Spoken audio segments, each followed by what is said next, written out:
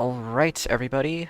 Welcome to my coverage of the Warships Spring Championship for NA Qualifiers. I'm joined here today by GGWP's one and only Yoshi44. How you doing today, Yoshi? Not bad, not bad. Excited for the games. Oh, definitely, definitely. Today's a good day to stream some Warships, huh?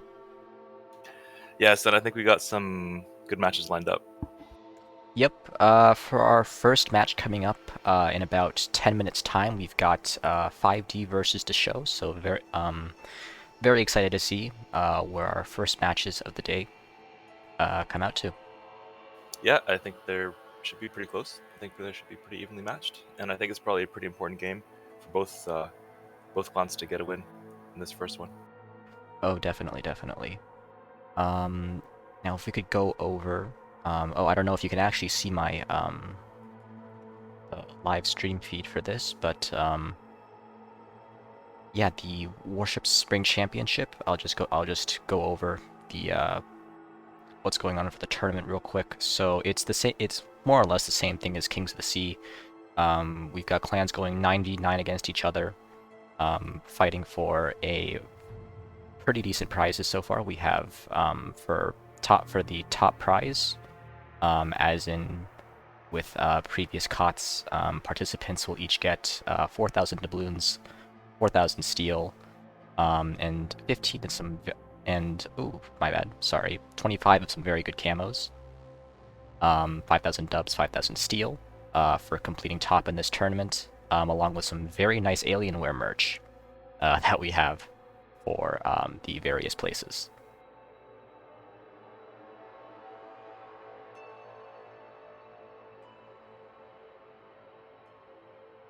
Let's see here. What do we? So I believe for our first matchup, we're going for 5D into show, we're going to be on Shatter. So as a GGWP player, has infinitely more experience than I do with some of these maps. What do you think we're going to be seeing coming up? Oh well, let's see here. I mean, it really depends a lot on the comps they bring.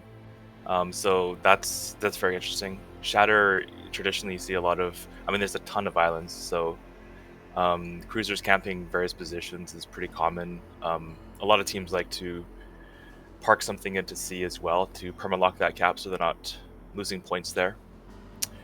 Seeing how they play B is going to be interesting because in the past we've seen B almost kind of be ignored because you can kind of get stuck in there, or if you put a destroyer in there to cap, you might just lose it again if the other team comes and recaps it.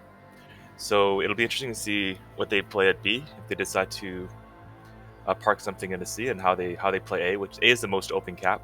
Right. So um, yeah, sometimes you see a lot of DDX contesting A. Maybe Smoke plays there. Maybe pushes around the 1-2 line. So yeah, I'm really curious to see what they do here. Oh, for sure. And then especially for C, you have the option to go pretty wide around 9 and 10 as well. But if you want to get around to whatever's holding up the island at sea. Yeah, often you'll see kiting ships on the 9-10 line out east.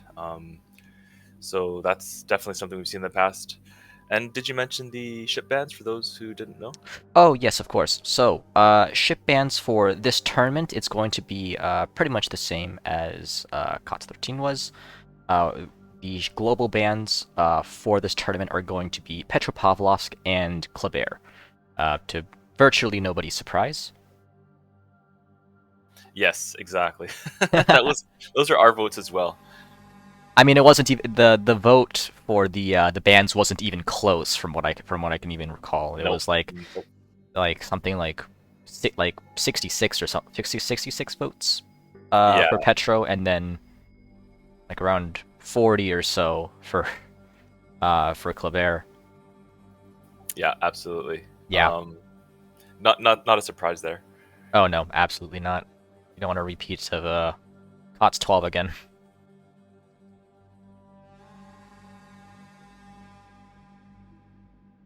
All right, so I'm just seeing here about the room status. I'm gonna go check Yes, we are. board here. I am looking. So our room contact here was supposed to be Is it I think he just searched for Vendetta. I think he's Yeah, the guy that's supposed to host it. probably so. Or-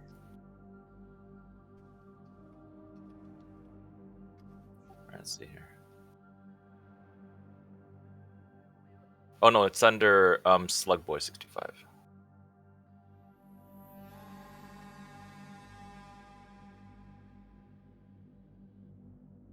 There we are.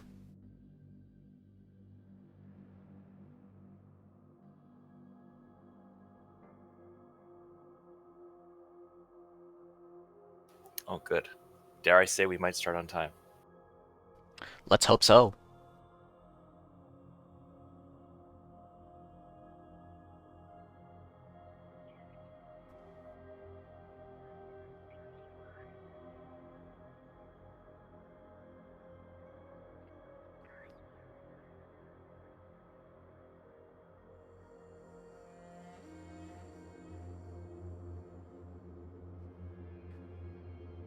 Just change up the teams real quick to reflect the actual names.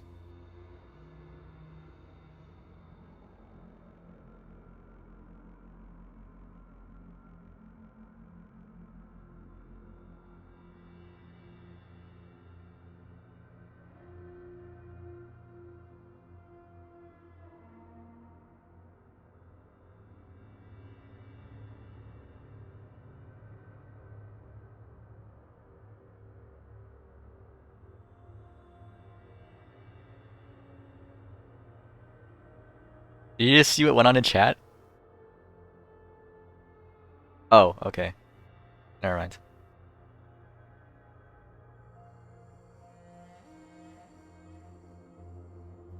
Oh, and just a heads up for anybody looking into our stream right now, we are on a 5-minute delay, just to keep with rules for tournament security. So if we're not interacting with chat very much, that's simply because, well, the messages that we're getting is just reacting to stuff that we do or say about 5 minutes in the past. Now with a fair amount of people that have filed into here, I'm actually going to start a raffle for 5 resource containers, so just go ahead and punch in the command, and I will get to everybody in about 30 minutes time and we'll get our winners.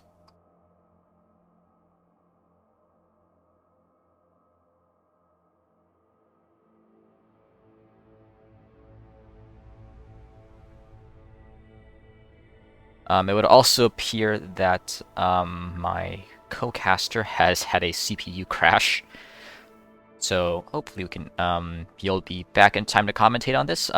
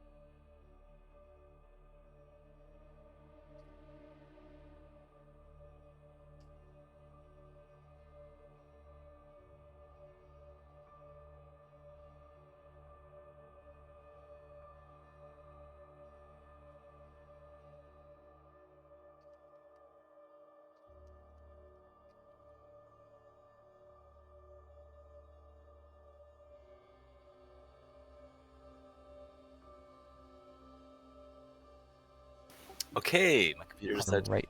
broke. It's booting now, so I should be in a second. Okay, that's great. Awesome. I've got, yeah, I've, Like, they said they have 10 minutes for joining. So I'm assuming you could be back on in about 10 minutes time. Oh, okay. They're not starting at 2:15 or whatever. I'm not even certain at this point. Okay. Well, they're saying you have 10 minutes to get into here, Oh, maybe that's like their absolute latest or whatever. probably. Your CPU just decided to fail on you? Yes, it's like this is the time, and it had a heart Unfortunate. attack. It had a heart attack.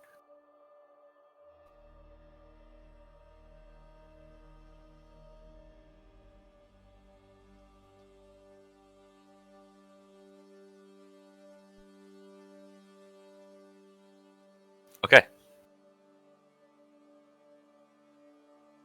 Right.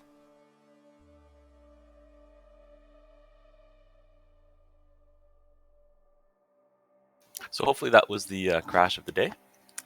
If you're talking to me and I am not responding, I am not ignoring you. It's probably maybe my computer decides to take another dump. So Yeah, no worries. You know, it's it's weird. all the tech glitches tend to come out around these times.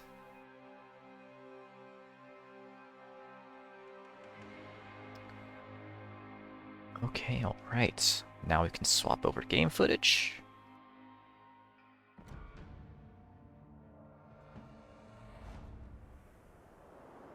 Alright, what do we have here?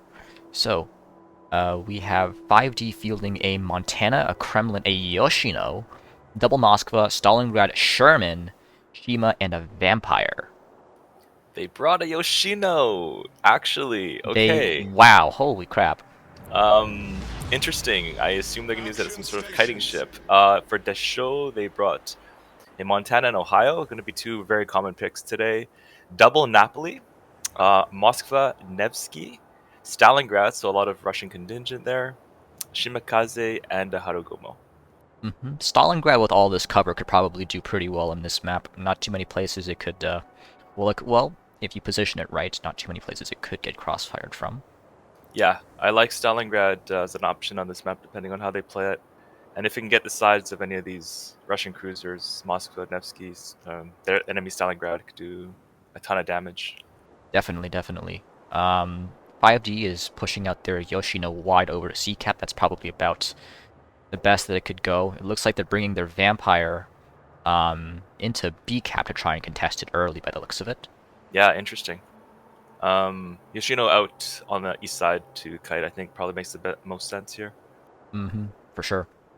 So what's interesting here is that the show only brought 2 destroyers, so they are, unless they do some sort of cruiser cap play, it looks like they might be down a cap early. If the vampire is uncontested at B or is able to cap that, I'm not sure We'll see. exactly what show does to. I mean, sorry, yeah, like the show does to get that back there. We'll see about that, yeah, because they have the Napoli and the Stalingrad also pushing up right along the island over on E6 to try and Yeah. try and cover off B from 5D. But also, it's good to note that well, they have the Sherman rotating over into C. Not exactly the most flexible destroyer that you could pick for a game like this, but it does have that Hydro to see through the island into C. Yeah, but it almost looks like they're diving their Moskva into sea, and it looks like the vampire. I mean, I don't see what's going to stop the vampire from capping B. Napoli is No, going yeah, to they head can't put towards any pressure B. on it. Yeah, I mean, is there enough for Stalin to nose in and just lock the cap? Possibly Akula 118 is going to do that. But Oh, he'll then you have a certainly try. Stalingrad. Yeah, but then you have a Stalingrad in a kind of iffy position. However, looking at 5D's deployment, Stalingrad sitting on B cap there is totally fine because they only have a Shimakaze and a Montana out west. Yeah, they can't really So put any pressure on the Stalingrad even if he gets spotted, so... no, they can't. And I don't think Vampire has the Torp Alpha to just run and destroy a No, Stalingrad. he can't just run at him, and yet and they have the Napoli to just back him up and at least make sure it's a trade. Stalingrad radar is out, Moskva counter radars. Yeah, so they know the Vampire's there. Vampire has Hydro, he hasn't used it yet, but he probably can use it anytime. So they did dive a Moskva into C, and the show countered by diving their Moskva into C too. Interesting. Yeah, like I said, a lot of clans like to lock the C cap, and it's a really safe island too, so you can put a cruiser there if you want. Yep. Meanwhile, we have the Haragumo of Tomi trying to take shots into the Moskva over of Slugboy over into C, but it looks like he's just behind that island enough to dodge out of the way of those. It looks like that Stalingrad is just managing to put his nose in to be as well to cover off the Vampire of Richard. Yeah. Just as we expected. Yeah, so the interesting so Desho sees the Montana, and they know that there's a destroyer at A. They actually have an advantage at A, quite a big advantage of 3 versus 2, and a Napoli bow in. If this Napoli W keys up the 1-2 line, might be able to push off the Shimikaze and be able to get A. They do have a ship disadvantage at C, however. It looks like 5D is doing some sort of push out east. The Kremlin's going bow in here. Right, and he will probably be able to put a good amount of pressure on the Moskva proxy. But he will have the Nevsky and the Haru to contend with as well. Okay, he so would make that push. Vampire capped B and then decided to leave, and now Akula just shows Akula is going to try to recap it, but it looks like the Vampire is going to lock that again. Yeah, they're just using that Vampire there just to hold on to B, probably long enough to for their push over at C to try and make it over. Okay, kind of questionable play here on the A side from 5D. They decided to give up the cap even though I don't think there's any radar. Pretty good chunk damage coming in on the Montana of Trojan. Looks like it was the Ohio of Chav back over there. He is healing, but that was a pretty decent hit on him. Yeah, I'm not sure exactly what the Shimikaze at A for 5D is doing here. I guess he's going to try to spot things, but he's not contesting when he probably can be because they don't have a radar. So to show in it with a nice position early at A, I mean, they're just taking out points for free. Yeah, let's see what's happening at the east side here. So Sherman was momentarily spotted. Probably got caught in Moskva radar. Probably there. Is that just blind fire? Yeah, that's just blind fire coming in at him right now. Yeah, but I think he got a little bit too close to Z proxy. He did. That's about half of his HP gone right there. Yeah, he's not getting that back. Oh, for sure not. But Tomi from Desho takes a hit. He does. So they're both even. In terms of HP, and then if Sherman plays it right, he could probably outtrade Haru if they decide to butt heads a little bit later. Kremlin of Arden does take a torpedo from the Haragumo. Napoli coming through the gap here between B and C. Plextor is doing things with his ship. He knows there's a vampire there. Stalingrad radar is out. They do see him. Richard is pushing up with his vampire into there. Plextor looks like, is he stopping? I think he's stopping. I don't know what he plans to do here, but I think Richard is seriously contemplating torpedoing this Napoli. I think Napoli's reversing. He's going to get. Oh, that's going to be a trade at the absolute best. Yeah, no, I think Napoli actually is having second thoughts. He's now reversing. Yes, he is backing up. So that play isn't happening just yet. No, and I'm not sure exactly. This Napoli's not shooting anything. Not really doing anything. So we'll see about that. Meanwhile, they out. Ooh, 2 torpedo hits. That's going to be 3. That's 3 hits on the Stalingrad of Zippy. Oh, that was a massive hit right in there. That was probably the Shima of Pilla over at A. Some very good torpedoes from by him. Yeah, and the Stalin is bowing. I'm not sure how he ate all those torps, but I guess it happened. It's like listen. You have a Stalingrad. We know where it is. We're gonna try to kill it. And in this case, they decided to chuck some torps this way. Now, of course, Zippy's the Joshoshi Mikaze gave up A cap, but they're doing a really smart thing here. They're actually pushing the Napoli into A cap. I think they've realized that they have a ship advantage on the west side, and they're just like, nah, screw it. We're just gonna walk at A, which is Napoli of D'Amico just absolutely just running it down into this Shima. Oh. Shima is in massive trouble here. Secondary start from the Napoli start kicking in. This guy goes down. This guy dies. He dies. Navy Cadet, he is absolutely screwed here. He dies. He dies. I believe that's a permafire. It's a permafire, and it's gonna hurt his concealment. What concealment? And there's the first kill of Oh, the match. The 5D Shimakaze of Navy Cadet goes down to the Napoli. oh my god, the Napoli used that island at A really well to, I guess, just jump the Shima, because I don't know how a Shima otherwise gets jumped by a cruiser there without radar. Really well played by Absolutely. the show there. Yeah, I like that play. Absolutely. At A. And there goes the Stalingrad as well. Oh The man, Ohio of Chav picked up the Stalin kill yeah, after he took those 3 torpedoes from the Shima. So Desho getting a pretty commanding lead in both points and ships early on in this match, or well, midway into this match. and position too. They have Oh they yeah, have a dominating position here. There's nothing this Montana can do. He can maybe try to. I mean, he's shooting a bow, and Stalingrad's going to take forever to kill. Oh, Napoli is okay. Vampires made a play here. Napoli, Plexer versus Captain Richard Quick. Richard Quick is just running it down against this Napoli. He's probably that's like at least 2 hits. Yeah, Only 2 hits. it's not Napoli enough. goes down to It's not enough. 15k, but that's probably just going to be a trade right there. Secondaries. Bots, shoot He's bots, still- shoot bots. Bots do the trick. Bots do the trick. Skill play. There Wow, we the go. show is absolutely. There's the killing it here. CQE. Yeah. Moskva Slugboy is responding though. First salvo was only HE. Napoli's angled away pretty well. Yeah, I mean, from 5D's perspective, they have to kill Plexter here. You can't just walk They and kill have it. to. They have to get this kill if they want any chance at this. Yeah, they have. I mean, honestly, I think it's GG's, honestly, already. At this point, probably. Ooh, massive hit in Oh, from that man. Napoli. Slugboy just showing a Oh. little bit too much side there. Napoli's down to 15 health. Moskva at 7k. Oh, Slugboy, he knows he's in a Moscow, right? What's going on? Okay, so Man. 5D literally has all their ships east of the 7-8 line, so this is not looking good positionally. They're 100k down in the HP trades. They have no caps. They don't have any point income right now. Desho's low ship, the Nevsky out east, is being smoked up. He's completely safe. Everything else is really healthy. They have a huge HP advantage. of Yeah, I don't 100K. see any easy kills for these guys here. Wait a second, Kremlin maybe eats torps here? The Ooh, 5D probably Kremlin? not too many. Yeah, just one. Probably Zero. just the one. Kremlin size gap. Oh, just one, yeah. Just But one. maybe- oh, Ooh, pretty hit good, hard. pretty good cross hit though. Was that the Stalingrad there? 3D Luke. No, it was the Monty. It was the Monty. Oh, the Monty. All right. Monty has Stalingrad flat broadside because of those torps. So that's what torps can do for you. Can Yep, sets up the 30. crossfire for him there. It sets up the crossfire, absolutely.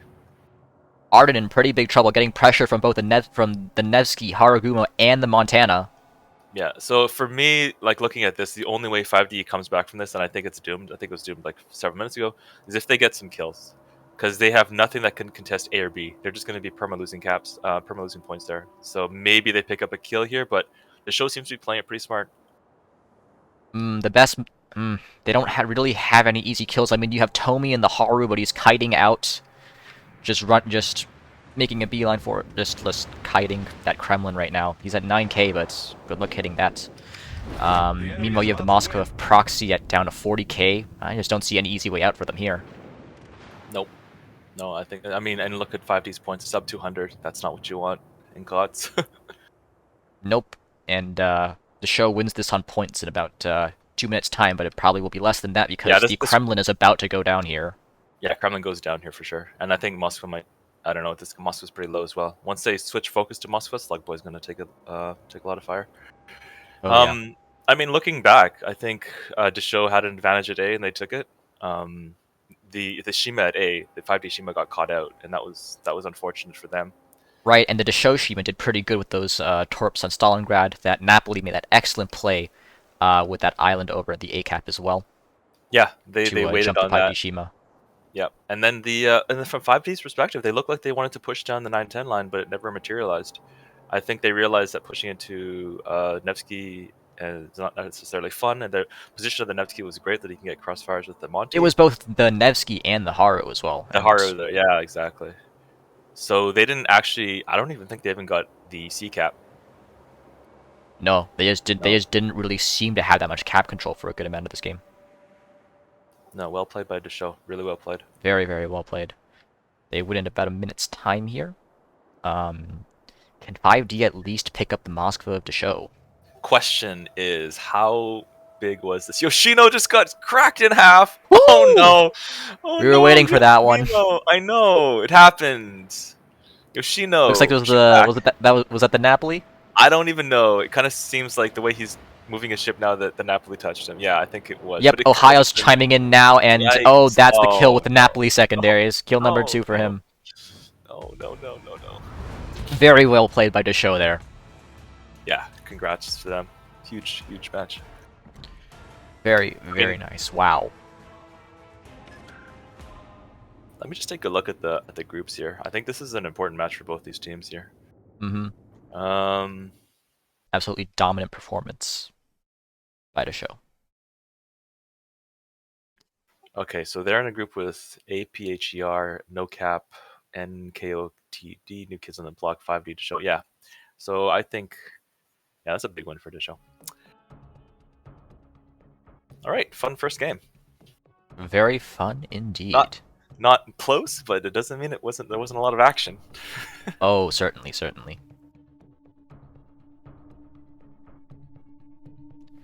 Our next matchup, I believe, is going to be in about a few minutes' time, if I can just remember which one it was. Sir versus MHG. Oh, okay, nice.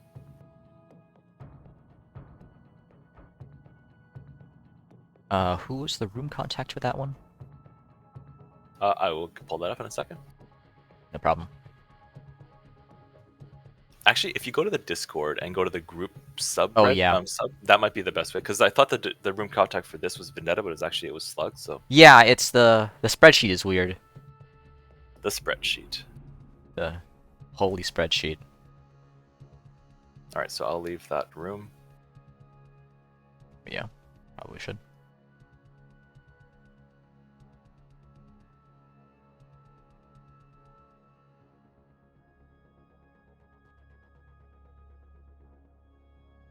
So do you know what group our next match is in? Do you know which one It we'll do? should be group 3. Group 3, okay.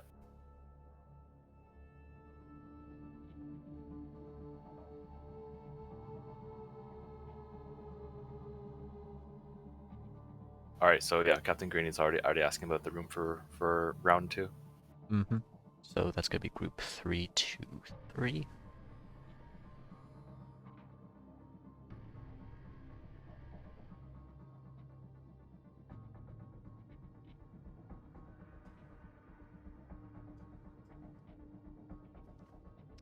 Meanwhile, folks, if you haven't already, we do have a, for those of you who are just coming in, we do have a raffle going up for 5 resource containers. You'll get 2 codes, so that's going to be 10 in total for you if you do win. So go ahead and please enter on the stream just by doing !raffle. Okay, the contact is Coyote. The room is up. So Coyote. COY, yeah, COY should Understood. get you there.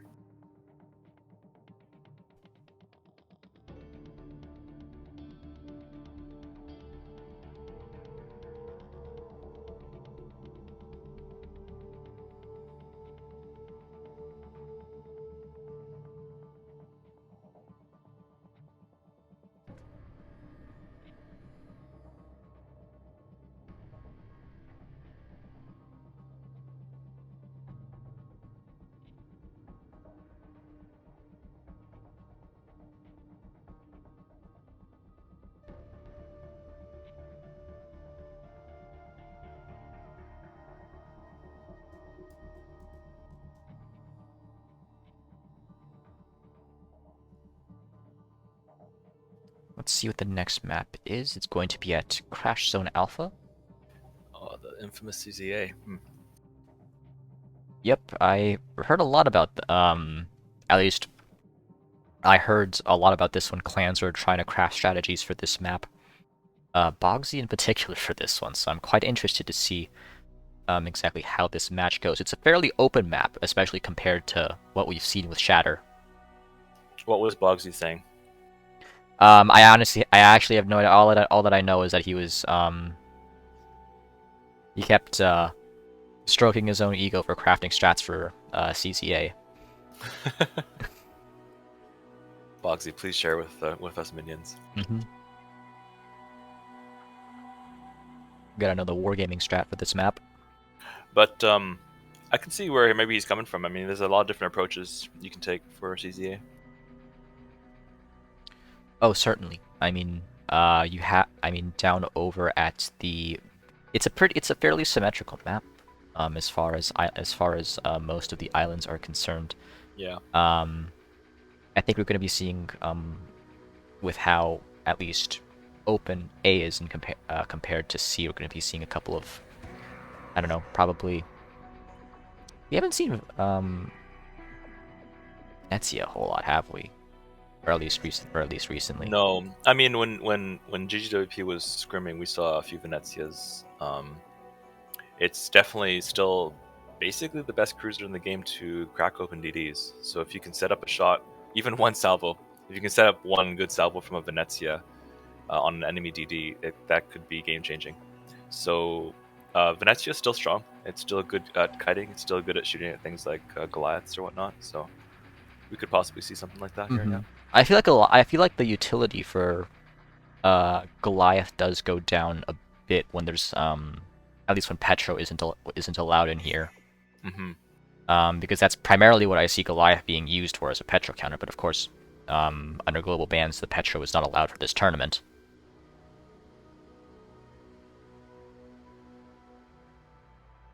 Yeah. But it could still shoot HE at things and heal. It can print a new ship. Absolutely, yeah. I mean, in comparison to what you have with Venezia, I mean, you trade that that sap alpha maneuverability for pretty much just tankiness and fire starting chance. What do you think we're going to see? What we're going to be seeing here, at least play wise? Well, I wouldn't be surprised if there was a smoke play at the open cap at sea. There's no real spot for DDs to hide, so either you can put in a something that can spot the enemy DDs and then shoot at it, or you can get something that can get radar coverage. And the way the cap layout is with the tournament domination, you can't put a cruiser in the same spot where you do it for clan battles because the radar won't cover. Even a Moskva at that rock sort of just south, east or southwest of sea is not going to do the trick. So it has to be open water if you want to get your radar in there. For B, I've seen a lot of different things. I've seen even DD Wolfpacks going to B. I've seen people park cruisers or other ships at that island at B, possibly a play for a destroyer as well. So it's going to be really interesting to see what they end up doing. And then for the A cap, I guess the two main ways of playing it are push or kite. And even if you're kiting, it doesn't necessarily mean that you're giving up the cap. You can just have ships in kiting positions and a DD go and drop in there. And then if they're going to push, they have to push into something that is kiting away that's going to give you an advantage. So you mentioned DD Wolfpacks. That's something that I haven't actually seen in a fair bit. I think it was pretty popular along with Asia clans at around COTS 12, I believe. Yep, you'd see Kleber's, Kleber double Marceau, triple Kleber. Yeah, so I wouldn't be surprised if we saw a few of those today. I mean, it's still very strong. It's a very open map, so I wouldn't be surprised if we saw a couple of Marceaus in here. Yeah, and exactly. They can rotate fast. They can put tons of damage on something and then just leave. And the caps are pretty big. Marceaus can even probably contest, maybe at sea. Maybe even they probably could. I mean, when you have, Marceau concealment isn't by any stretch of the imagination very good, but it is better than Kleber's. That's true. It's true. And when it comes to DDs, like half a kilometer is huge. Oh, it is. It is. Every tenth will count. Now, looking at these clans themselves, these are both strong clans. I've seen a lot of Sur. We play a lot of Sur because they're mid to high Typhoon clan, very strong team. And Machine Heart Gaming, I think we played them a couple times this last season. They're also pretty good, so I expect a pretty close game here. Excellent. All right, they're just going. All right, and we are on for game number 2 of this stream. Let's cut over to the live footage here. Yeah. Do you want me to remind you every time? Because Oh, I mean, you've been good so far. I'm hopefully getting better with this. So for those of you who are unaware, the last time that I streamed for the previous Kings of the Sea, I had a bit of an issue with switching the OBS scenes over. Um, so I had a couple of games where I was just screaming at at an info page. But hopefully I'm better at that this time. But here we have both teams fielding 4 DDs. Yes, it makes a lot of sense. It makes a big map. You want to be able to rotate So we camps were pretty talking often. about the DD Wolf Pack. We have the potential for those coming up right here. So Yeah. for MHG, we have Yamato, Colombo, Goliath, Moskva, Nevsky, Gearing, Ragnar, Marceau, and Daring. So a pretty diverse lineup as far as these picks go. I'm interested to see what they are trying to accomplish with the Colombo. Looks like it's I mean, rotating over to A. I like Columbo, honestly, I really do. It smashes cruisers, especially if you close range. It has the gimmick to disappear if it needs to, and I find it to be pretty tanky. It has the 360-degree turrets in the back, so it's really good for pushing. The only thing that makes it shitty for pushing is it's kind of anemic reload. Because you're taking range Columbo if you're taking it for comp. At least I think you are. For the Sur side, they're bringing a Montana, a Conqueror. Who brings a Conqueror? A Napoli, a Moskva, a Nevsky, and then 4 destroyers: Gearing, Daring, Shimakaze, and Ragnar. So a lot of meta ships there. So yeah, let's see what Different happens. deployments with what they're Yeah. doing with the Ragnar here. So MSG opting to have their Ragnar over in B, or it looks like it's actually going to be trying to rotate over to A. We have the Ragnar for Sir of Limoffaman going over to C instead. Yeah, so Uh, this Shimakaze at B will not be able to exist there. I'm assuming the Ragnar's going to support the Daring for MHG and push off the Shimakaze. let's see what they do here. Shima hasn't. It's going to get its torps up fairly soon. Yeah, but Daring's Hydra's up, so they shouldn't be eating any torps here. Hopefully not. Yeah, like so. Yeah, MHG has a big advantage at B at this point. Nothing can really support the Shimakaze. If they kind of walk at him a little bit, they can at least win the cap. They could probably put some good damage on the Shima. Uh, Over at A, Marceau is quick capping, which is a good strat and something you could definitely do on this map. And it only has a gearing to contend with over there, so I think he may end up just getting this cap for free. Hmm. Um, Yeah, I like what they're doing here actually. So they're not. I mean, this guy is being ultra aggressive. If he had walked into this gearing, it might have been a bit of trouble. But the gearing is playing a bit more passively here. This Marceau might be going to J1. Like he might actually be going to J1 to just spot any cruisers on the sort of the GH1 line. So MHG gets A cap and they should get B cap. so they'll come away with the cap advantage early game. We got blind torps coming in towards the Shima, but it does look like he's going to dodge just in the nick of time. Okay, this gearing is in a little bit of trouble here, I think. Marceau of Although Zulo does get spotted though. he does, yeah. Oh, right, he's outspot. Okay, yeah, never mind. He's Yeah, total. gearing outspots him easy. Yeah, he's fine. But he is bow in, so if this Marceau was also bow in, they could have had a little slap fight there. No, it looks like they will be getting that early chip damage in on Zulo. Every little bit will count. Yes, but look at where, I mean, if this gearing decides to contest A with that Marceau there and the Moskva there, he might take Oh, some he's going to damage. be in a world of trouble if he decides to do that. Let's take a quick look at C. Okay, so Gearing dropped a smoke for Nevsky, and now Gearing's going to try to contest C, which is a Mhm. pretty common play here. They do have 2 DDs to 1, so the same advantage that MHG enjoyed at B, Sir enjoys at C. So we'll see if they can pull this off. The difference is they have a Nevsky here, so I think this Gearing should be okay. Yeah, with the support of a radar the radar cruiser behind them, I think the gearing of Hawkness shouldn't have too much of a problem over here at C. Yeah, I'm liking MHG's initial deployment here. I'm seeing 4 ships at C for Sir, so I'm assuming that's the cap they want to play for. But they're not going to get it anytime soon with this Gearing and Nevsky They're and the positioning Yamu. pretty aggressive. Ragnar of Moffaman does get spotted by Oh, oh, the Nevsky radar. Nevsky's radar's up. Yep, Nevsky's shooting. Nevsky, a very good ship to shoot destroyers. Oh, incredibly comfortable angles. Pretty Yeah, decent reload. no destroyer wants to be shot at by Nevsky. Little And bit of nope. chip damage in. Yeah, and another thing at sea here, Sir doesn't really have any big torp threats. So like one of the things if you're playing Nevsky smoke plays is you're like, yeah, shit, am I gonna be torped? But Daring is 10-kilometer torps, so he's not even in range, and Ragnar has no torps. So Do they know the daring is here though? well, they know the. I think they. Well, that's a good question.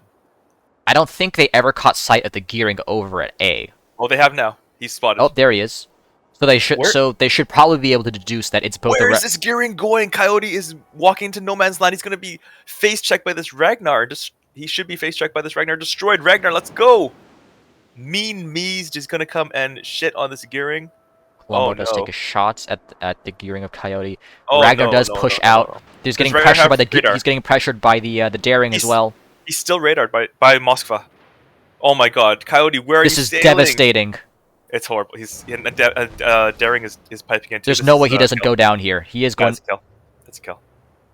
Yeah, down to 2k. It's just how much he can manage to trade against the Ragnar. It's not going to be No, very much. nothing. What do you? Okay, that was interesting. That I'm not sure about decent that play. chunk They towards knew. the end right there, but man, that was not the best play to be made over there by that gearing. Okay, so they know the Mosque was there, and they decide to walk into Moscow radar. And oh, also we forgot there was a Ragnar there. So huge kill by MHG early. That is really big for them. Sir does get C, so that's good for them. But they are down 2 caps to 1 and a ship, and it's a destroyer. Yep. So they perma lose A. I think they perma lose A here. Yeah, I don't think there's any way they can come back from this without DE cover. Yikes! And their Shimakaze B is half. He's a 17-9 Shima. What am I looking at here? That's the second. I was going to point that out the last time. We had a 17-9 Shima in the previous game. I believe it was from Desho, but he did pretty well that match. So yeah, but I mean, come on, man. If you even run into an enemy Shima who's not 17-9, you just lose that. You just lose the trade on that. It's very interesting. No, interesting decisions. They like to live life on the edge. No, please don't. Please. And I mean, this guy's contesting. He needs all the health he can get, right? If he's gonna be bouncing in and out of the cap and tanking radars. Probably. I mean. This look, memes. Is just gonna walk and kill the Shima now. Wait. That's exactly what they could do, and that is what they're doing. Radared. He is radared by the Ragnar. Yeah. Here we go. Daring and Ragnar are having a field day with Sir Destroyers right now. They might even kill this guy. Those widespread torps coming in from that Shima. Yeah, he might kill this guy. With some good focus fire. They could pick up the kill. Ragnar Mothman does start to pitch in though, but I don't think it's gonna be enough. Shima down to just under 2k health here. He's dark. Does he survive? I don't think so. Ooh, no, torps are gonna be a little bit close, but I think. Oh my god! Massive salvos coming in on Memesad right now. Down to 6k, but I think he's gonna get in the smoke just in time. There is going to be blind fire. He's at a 5k. I think that's a permafire on him too. Down to 2k, under 2k. Oh, he's not using a speed boost. I don't think he has it. Or else he'd be. No, it's not available right now. He doesn't have the heal ticking either. So permafire is probably going to take him under 1k. He might get out of this just by the skin of his teeth, or he might not. Flooding? Why is he losing health? Ooh, permafire. Oh, he took fire. Oh my god. This Shima, let's talk about the Shima for a second. 79 health, but he has a 116 It's 116. Extra. So I've been proven wrong. He's fine. It's 115 more than he needs, but that was definitely not what MHG was expecting to get out of that particular exchange. Oh, no. Over at B. No. They didn't need to kill that Shima, but that's really would have been beneficial for them. But losing the Ragnar, I don't even think I would have taken that trade. No, but here's the thing. Marceau now is going to walk into B. See, Zulu is already coming to B to help the daring, because they know that's where the DDs are knife fighting. Right. And the gearing at C is going to contest because they know the Ragnar now is gone.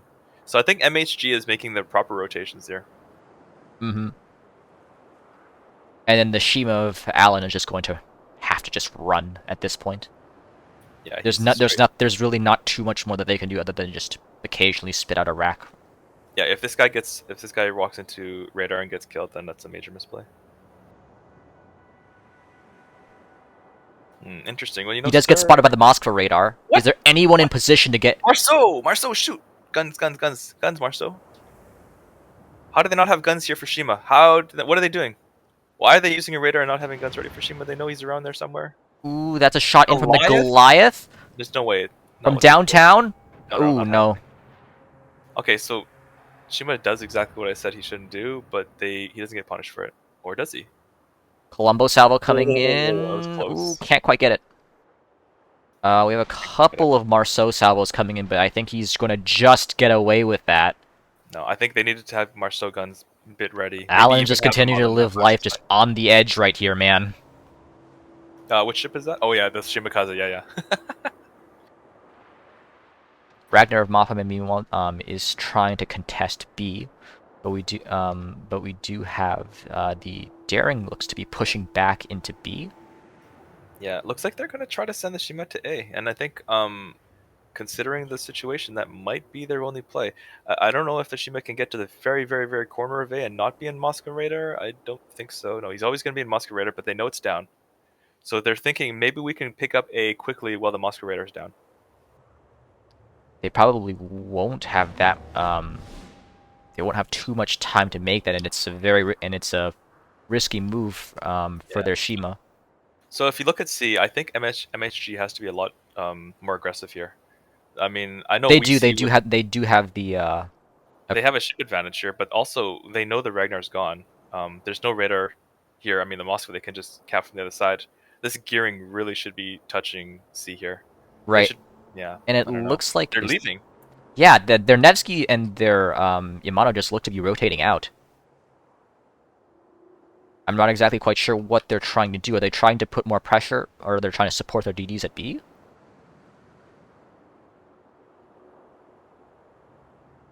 What was the play there? Because right now, or just earlier, Sir does come ahead on points. Yeah, they do have a point advantage. They might be thinking if we can hold one cap, we can win. It is going to be an MHG victory if or sorry, yeah, an MHG victory if they can hold if they Oh, can. more trades at B. More trades at B. Yeah, I'm looking. Yeah, we're looking. Ooh, yeah, but see now they've rotated the Marceau. They put the Marceau in the smoke. That's a smart play.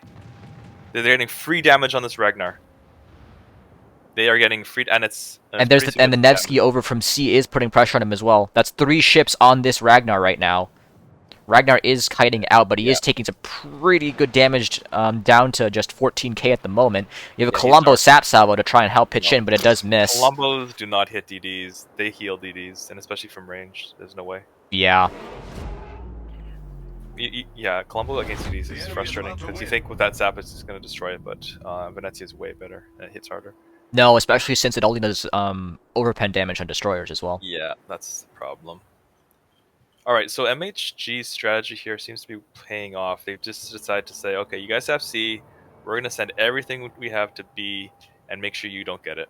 And they already know they can't really get A. So I think... They've got good blind torps coming in on this Ragnar, though. Oh, no. Do we see Ooh, the he first? could. I think he's just going to narrowly make it Fine. out of those. Yeah, he's fine. He's actually fine, yeah. Yeah, this Ragnar is living life on the edge, so he knows he has to contest B. They have to stop this cap here. They are bleeding points at A ever since they lost the gearing way too early. Oh, yeah.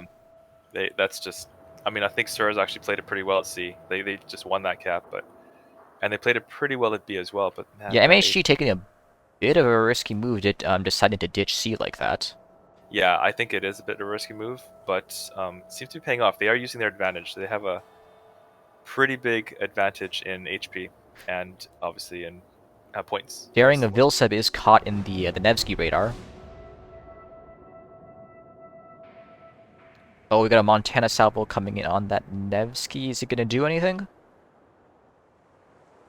Ooh, pretty decent chunk damage, but not quite the big hit Yeah. that I was expecting there from a near broadside Nevsky. Okay, so Sir picks up B. They've somehow clawed 2 caps. Just imagine if they had a gearing at A. Yeah, they could lock out these caps. They could have Definitely actually would have contested been. it, and they wouldn't have been bleeding all these points. They've traded pretty well, I have to admit. Yeah, but it is still a victory for MHG if they can hold on to that 1 cap. Yep, it is a victory for him, as long as they don't lose ships, but nothing is really in trouble No, here. nothing's really in a risky position at the moment. They're all fairly healthy. So what is Sir going to do? Daring is bow in here. He knows he's walking out of Nevsky. He knows the radar's down. Is he going to try to go for a torp run here? I don't know why else you would do that. Possibly You for mean torpedoes. you mean Vilsep over at sea? Yeah, Vilsep over at sea. Like he's literally walking straight at MHG's bundle of love here. He Oh, knows the Nevsky radar is is he trying to get? down. Yeah, I know he knows that. He's trying to get to the Nevsky Smokefire, I think.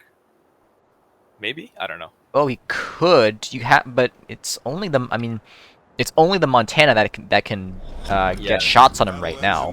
yeah. He might. And If he's searching for this gearing, then the Nevsky support is going to be too much. I don't know what this daring is doing. I've tried to think about it. I can't figure it out. there is a Montana salvo coming in at that Nevsky though, so it looks like whatever Vilsep was trying to do has worked. That's a pretty good salvo, but not quite the one they would have wanted. Vilsep does get spotted in Oh, exchange. yeah, Gearing no, he dies. is starting to trade with the daring over there. He dies here. He dies here. I don't think he's getting out of this one. No. And even Yami will start shooting him. Oh, okay. He goes dark, but is that radar? No, I think he's still. Oh, he came out of his smoke. He spotted. Oh, he's still spotted. Yeah. That's another Nevsky salvo coming in right there. Yeah. No, Hawkness decided to go dark. that's fine. MHG wins this in like 90 seconds. I think Nuke has to go dark too. Nuke has to go dark. He's a possible kill. Yeah, he does. He's starting to get low enough that Montana could potentially pick him up. Ragnar, Daring? wait. Yeah, look down at Ragnar between A and B. Oh, this is game. Oh, that's it right there. Yeah, if they kill Mofo Man here, then this is just GG's. Yeah, I think that's it for them. Shoot one more time, Daring. Shoot one more time. Okay, there you go. Nice. There it is. Wow, MHG with what I would call a mild upset. That's a huge win for them. That's really big against a team that they're probably going to be vying for second or third in the group. So congrats to them. Well played by Sir. I think honestly, other than that gearing misplay, Yeah, they played did. Really they played a pretty good game up until that Gearing decided to split between those caps and get caught out. Yeah, it's bigger brain than I have, so I don't understand it. But like, whenever you have a 9v9 game that goes a distance and there's only 3 ships lost, you know that they played. Yeah, well. only 3. Yeah, I was noticing that only 3 ships were lost in the entirety of that match. Both teams playing it pretty well that game. Yeah, and I think it shows you the value of the destroyers and the value of like if you lose a destroyer, you're just in such big trouble, especially when both teams bring forward DDs. So the only 3 ships that die are DDs, and losing that gearing at A just really hampered Sir's efforts. Definitely. So congrats to MHG for winning that match. In the meantime, I believe that our raffle has finished, so I'm just going to hit pick winner just right now. Congratulations to Stalin's Problematic Pigeon. You have won the first set of codes that I have for this giveaway. So you are going to get 2 codes for 5 resource containers. So congratulations, Stalin's Problematic Pigeon. I'll have to record your name down so I can get to it after the stream.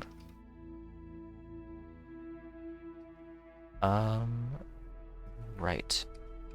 So I'll get your codes to you as soon as I can. I'll send it to you via Twitch Whispers, so do keep an eye out in your inbox for that. So our next matchup is going to be 386 LV and QCN. Good. And who is the match coordinator for that? I got it here. 1 sec. Just pulling it up. I think it should be group 8.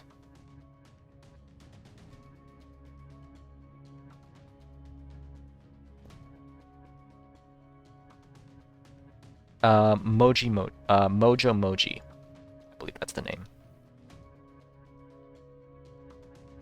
There it is.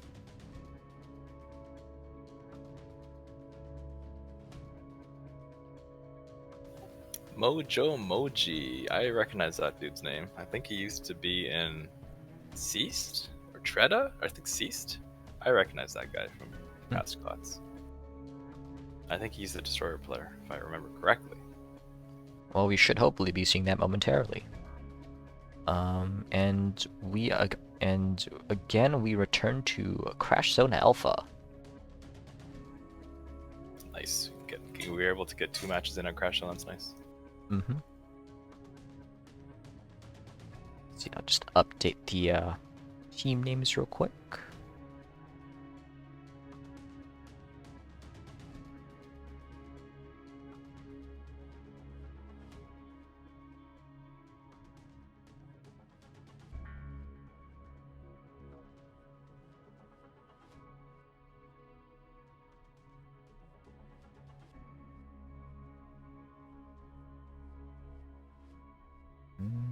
Okay.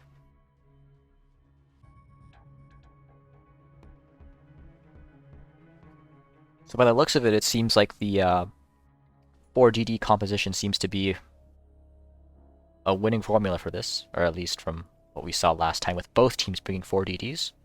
Do you think we'll see anything different this time around? Yeah, I don't. I think you need at least 3 for CZA, because the caps are pretty far away from each other. Yeah, and it's a Look, and the caps are yeah, all fairly open, so you can't really rely on island cover. Or yeah, like you saw what happened when Sir lost a DD. So let's just pretend they just didn't bring a DD at A. They then just lose that cap, and I don't know what they do to get it back unless they're doing some sort of hard push. So what's the nice thing about 4 DDs? I think you could do it with 3, but with 4, you have a presence at each cap plus 1 cap where you can stack the DDs. And we saw MHG stack the DDs at B and win the cap. And then we saw Sir stack the DDs at C with their Daring and their Ragnar and win that cap. So yeah, I would be pretty surprised if I saw less than 3 destroyers from either of these teams for CZA here. I think so too. We're definitely with a map this open, you're definitely going to want as much flexibility as possible. Let's see. Just trying to get this giveaway to get to work again.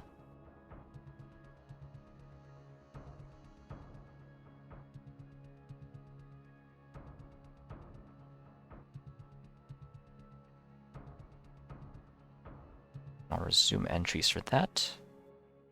There we go.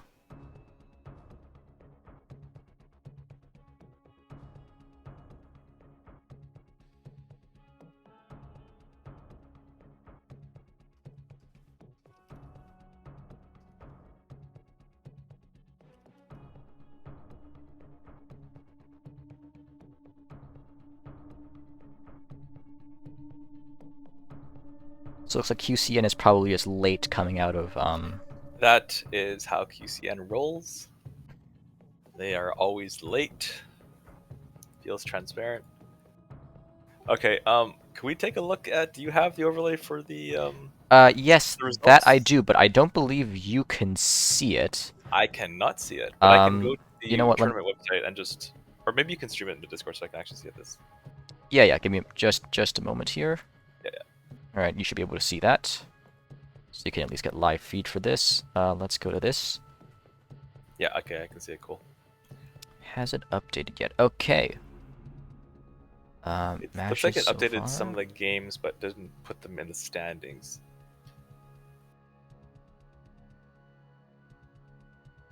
So it looks like XPN beat United Last Stand. This is Group 1?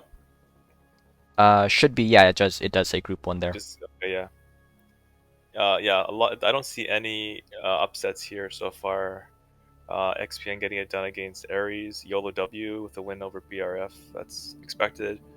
Yuso Buma wins against NDL. YOLO W loses to Queen Anne's, which I think might be a little bit of an upset there, but Queen Anne's, yeah, pretty solid team. KSD winning their match. And I MHG see lost. Is this right? MSG lost against ViewCap win and then beat Sir. Oh, nice. we have a forfeit in That's true. from WRHG against NoCap. Oh, Well, that's unfortunate. that is very unfortunate. Yeah. Oh, Komodo Sky loses to 2 Mars. That's a huge win for the 2 Mars team. And their aspirations to make it out of qualifiers. That is a big win for them. KEG beats Allied Naval Command. F11 beats Star 3. And QCN looks like they're coming off a win versus Convoy. Let's And hope. Rainbow Let's see if they can Unicorn. keep the streak up. Yeah, and 386 LV coming off a win against Star 4. So something's gotta break here. So 5D, the team we saw play against the show, came back and won against New Kids on the Dock. So that's good for them. And Excellent. NACL winning against MIL. That's about to be yes, expected. yeah, I think NACL is probably expected to top that group or at least be in the top 2. I know some of you guys are in chat right now. I'm going to be commentating on you guys later. Bring your best. Yes. I was told by Berserk to be especially savage against the NACL guys, so just full disclosure. I I'm see you kidding, in of chat, course. Skywell. I'm kidding. Skywell's here? Skywell's in here, yeah. Yo, what's up?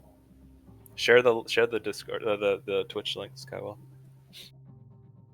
I think we're doing a TKSY or what game later, aren't we? Are we? Yes, we are. So we're doing, yeah, after this game with 386, we're doing the game for NACL, and then one more match in between that, and then we're going to to Star and TK Sky. Oh, that should be a good challenge for them. Star is a solid Hurricane clan. Mm-hmm. Okay, QCN has decided to show up. It's big. There they are. Massive. Massive. Looking at this 386 LV team, they have a couple mercs here from Couple pretty of high mercs, yeah. profile One camps. from we got one from MAO, UR, and a CCTV merc. Yeah, so some high profile mercs here. QCN, a solid Typhoon clan. Against 386 LV, which I think was Storm last season, but they have some pretty strong mercs, so it should be a good game.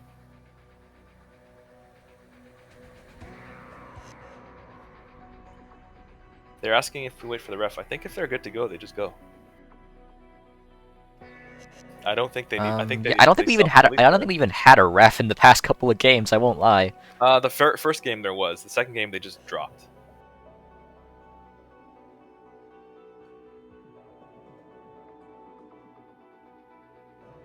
I mean, I don't know if I could just tell them to go.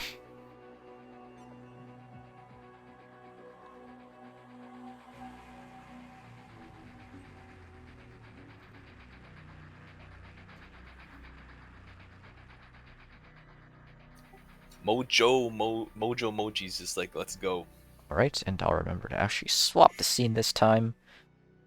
And we are live yet again with another matchup. So 386 LV versus QCN.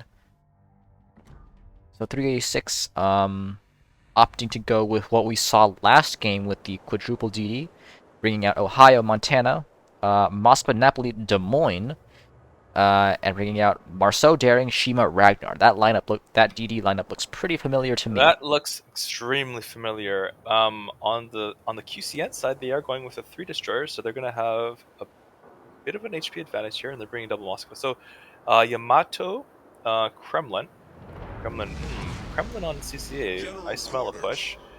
Des Moines, Napoli, double Moskva, Gearing, Marceau, Ragnar. Oh, interesting. So they opted to bring an additional Moskva instead of a fourth DD. What do you think that could be for? Look at QCN. Look at how they're moving.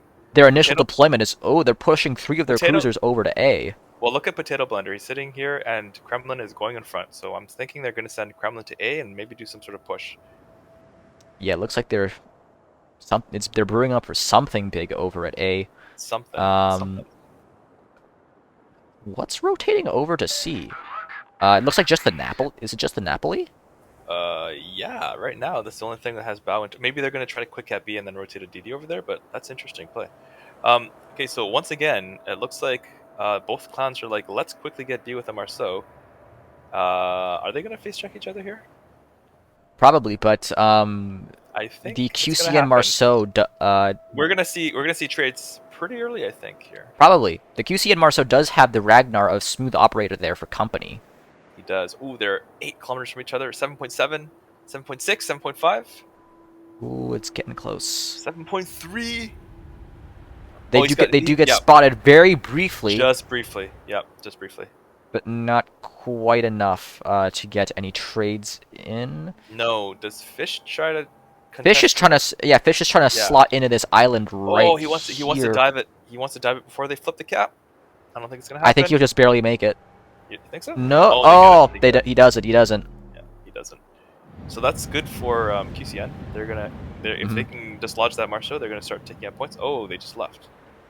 Never mind. Maybe they lose the cap actually. So I guess they weren't quite expecting that. Is Zach going to stop and reverse back in? Yeah, he's gonna reverse. I think yeah, he is going to reverse. Yeah, this Marceau should have probably been paying a bit more attention. Once it starts ticking, you got to stay there, and then let your caller figure out what you want to do.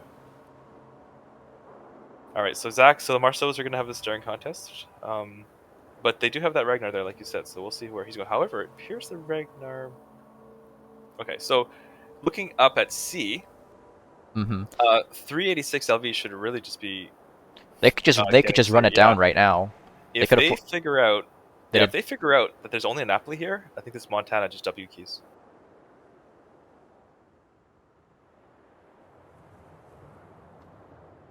They have the Ragnar of Smooth Operator coming over to C as well, but he.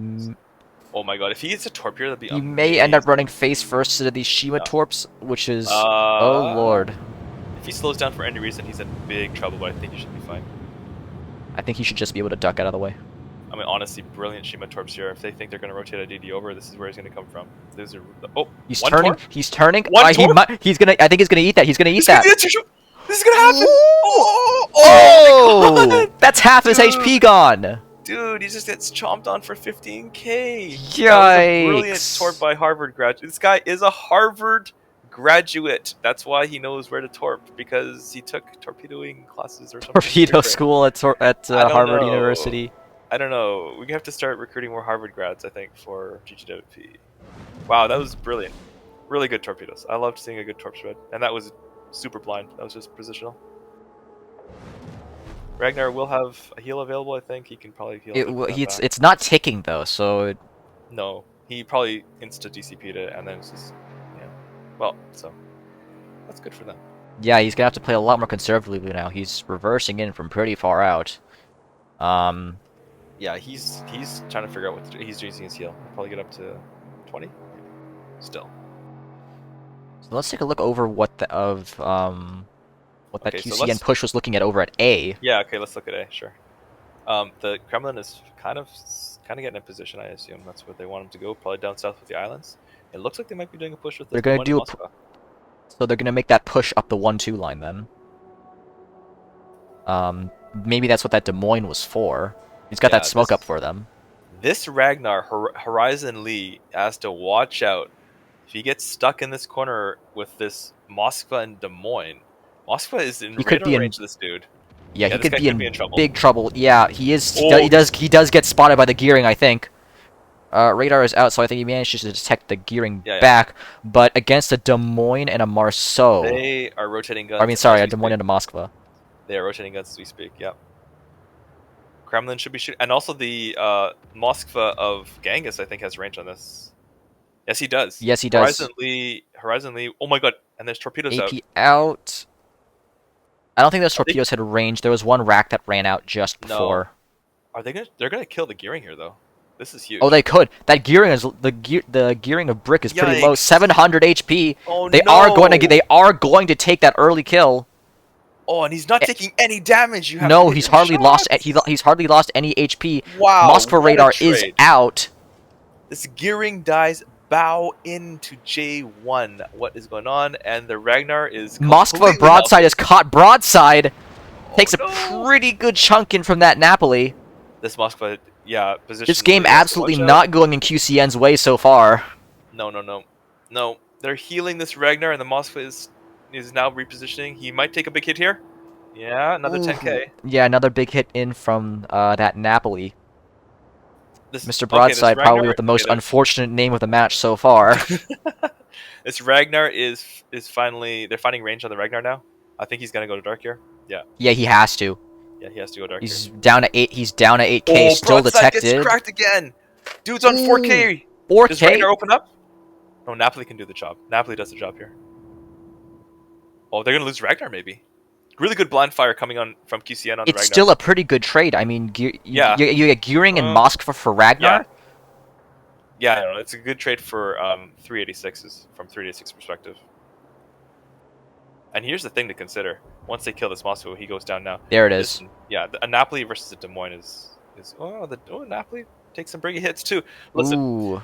some So really that might not have been a very good trade for them, but that was yeah, I huge for think both teams down over at A right oh there. my god, yeah, interesting. But here's the thing: when the smoke, the dust settles, QCN has lost their capping DD at A. And remember, we talked about the importance of DD. They only brought 3 in the first place. Now they have 2. I don't see how they win A unless they full send it, but I don't think that's gonna be a smart thing. I don't think that's happening. I mean, they're at a pretty Nope. big disadvantage in terms of ships over at A. Oh my god, Oh my god, yeah. I think 386 has won this game. There's no like. Look at C. Like those points are going to be ticking up at A. They're going to be ticking up. Yeah, Yeah. they're forced defensive at both caps. I'm not really seeing how QCN could potentially pull this back. QCN does have a small HP advantage. Well, like a 30k HP advantage. So if they could somehow parlay that into kills and then reposition, but yeah, I don't know. I don't think they can really do it. I mean, Yeah, killing their gearing at J1 was huge. I think if you're bringing 3 DDs, you have to take better care of them.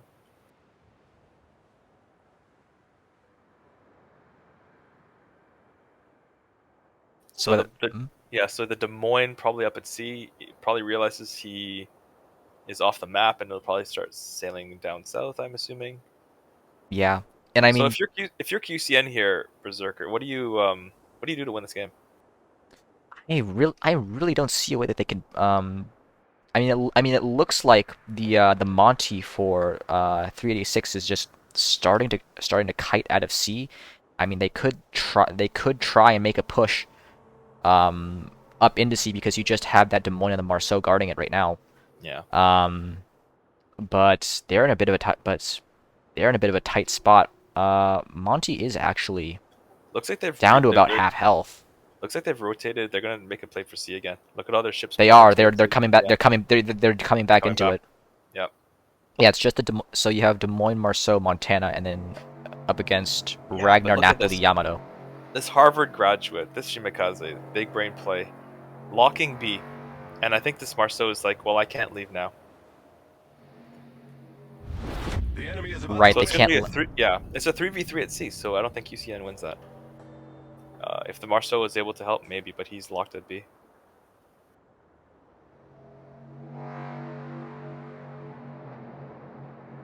The Ohio of Nor Nornant? Norin That Norin Nornant? Nor. That seems to be. He's running. He's just running it down. I would call this play very unnecessary. If I was QCN, I would be like full focus on this Ohio. He stuck Bowen. I'm not sure what he's doing here, to be honest with you. No, he's throwing his ship into a Moskva, Des Moines, and a Kremlin. Yeah, I don't know about this play, but they're so far Is he ahead. Is he trying to get the Mosk? Is he trying to like get the Moskva out of there? Yeah, It looks but like that's why? or Also, is doing nothing. what's the play here? You have a cross shot coming in from the Yamato potato blender. Marceau of Yeah. Zach is starting to chip in as well. Okay, here's the thing. I think the only thing I can think of. Oh wait, no. This maybe to deflect fire from Napoli, who's low, but he has a gimmick, so he's fine. Yeah, he's just Norton's just running at them. Oh wait a second. Napoli took a big hit here. Blindfire is coming in. No, he should be fine. Yeah, Nord is just like, yo, this is my cap and I'm gonna live in it. Okay. This could be the break QCN was waiting for. If they pick up this kill, Moskva of Genghis is starting to push up. Ooh, good cross shot in from coming in. Was that the Des Moines bringing that in? okay, now Moskva from Genghis has guns here. He should. He does. He Pretty has good the hit. angles, even with AP. Yeah. Deadpool, Captain Deadpool has to be shooting this Ohio. Reverse, dude, and get shots. Yeah. More. You gotta Yeah. kill this guy. Is the Ohio trying to go for the ram? Yeah, now he is. Kremlin Now he of Dick Cheney is pitching in, and Okay. he does Oh pick my up the kill on that Ohio. What Interesting. options does that open up for QCN here? Well, I think they push A. Yeah, A is open for them. Yeah, because they're not, the Napoli is low. He's on 16k. That Ohio play was very interesting. I'm not sure That why could they have tipped the decided to. scales right there just enough for QCN to Yeah. get in there. I think the point It's too much of a mountain to climb. But if it was a closer game, that would definitely be a game changer.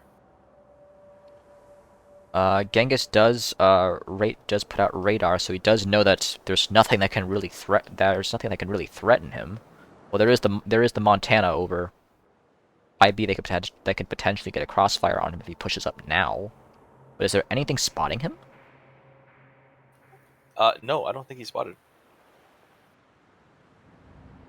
Yeah, I mean, they have so little time. They have to step into A. They have They have to. But the thing is, the moment they step into A, they lock the points. Oh, let's go look at C. Let's go look at C.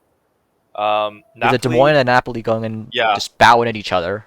Oh, this is gonna be interesting. Oh, it's gonna be tough though. Like Napoli wins these usually, but he's low. Marceau's coming If he in. can Yeah. force the drive by, Yeah, exactly. Maybe get his torps off. This guy has got to commit. The he's got to turn out a little bit more to get those angles on. secondaries on Marceau. Secondaries on Marceau. Torps on Des Moines. Oh, Huge! cross shot in from Montana outsider. Overwatch with a huge kill there. Big shot by. Oh, there you go. Wins the game. And that's game. QCN just couldn't quite get their elbows out at the end there. They had a bit of a window with that, the Ohio Nordend almost throwing right there, but... He did. Yeah, the Ohio decided to throw the ship away, but it was the insurmountable at that point. I sound like a broken record, but listen, losing that gearing at A is a huge detriment to QCN's chances. No, they lost the Moscow too. So they not only were they down a DD out of that, yeah, when they only were bringing in 3 DDs, Three but they DDs, also exactly. lost the extra cruiser they brought in. Yeah. Because of their decision to not field a fourth destroyer. So that first exchange over at A was just absolutely disastrous for QCN.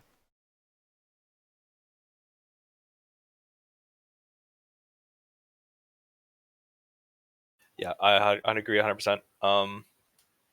And as questionable as that Ohio play was, they had such a huge point advantage at that point that it didn't really matter. No, it didn't. I mean, I felt like, had those trades not happened over at A early game the way that they did, QCN definitely would have had a chance with that Ohio push. But even if QCN loses Mr. Broadside, but doesn't lose their gearing, then it's a totally different game. I think so. So again, another round of CZA being decided by the destroyers. Yeah, I mean, I think that's pretty common. All right, good game. Good game played by both teams, and I think it was a bit of back and forth there, and a few mistakes, and a few huge shot there by that Montana at the end there. If that Napoli was able to get the kill on the Des Moines, that would have been actually kind of spicy. Oh, definitely. So coming up next, we have NACL versus VCWE. In group, we're going back to Group 3. So we will see about that.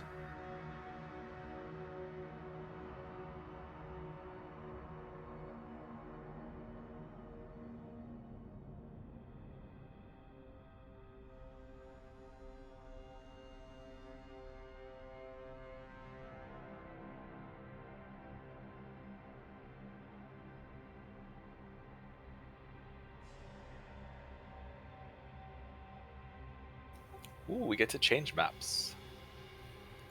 What are we on for this one? Northern Waters. Northern Waters, all right.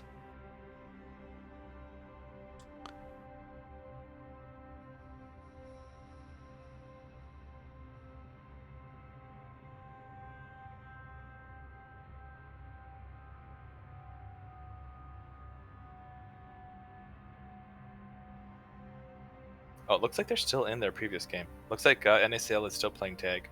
Yeah. I'll just update the teams real quick. And okay, cool.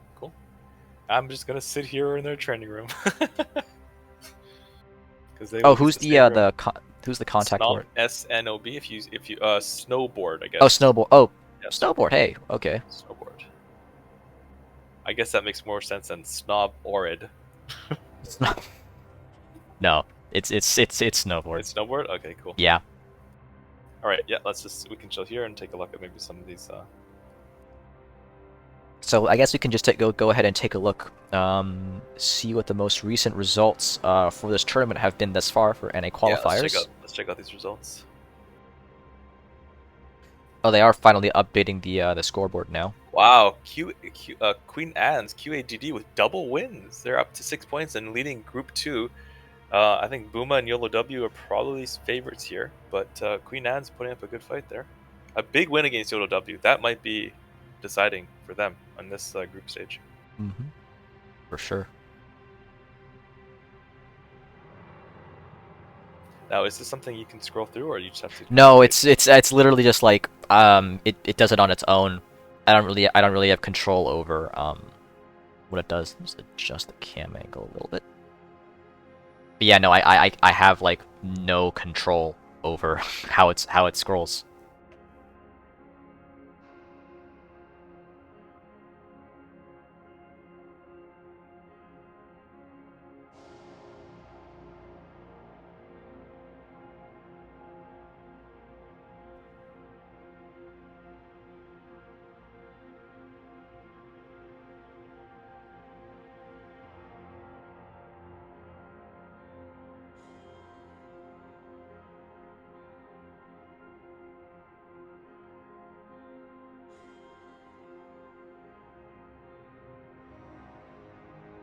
So, Northern Waters. So we have some variety in comparison to what we have with Crash Zone Alpha, where it's just all open.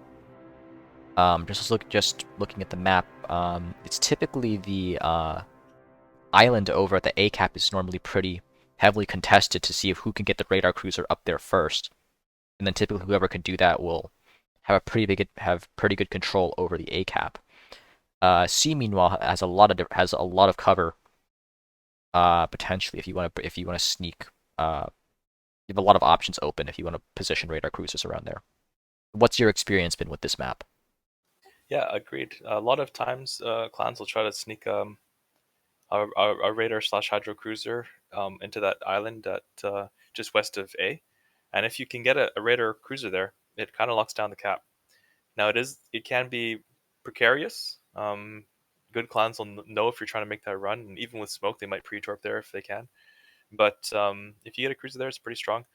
At B, I've seen lots of different things. I've seen quick caps, I've seen normal cap contesting, but I've also seen Z52s here. We might see a Z52 can, Z52, really? yeah, Z52 can dive B, and Oh, in if some you have cases, that island in the center, yeah.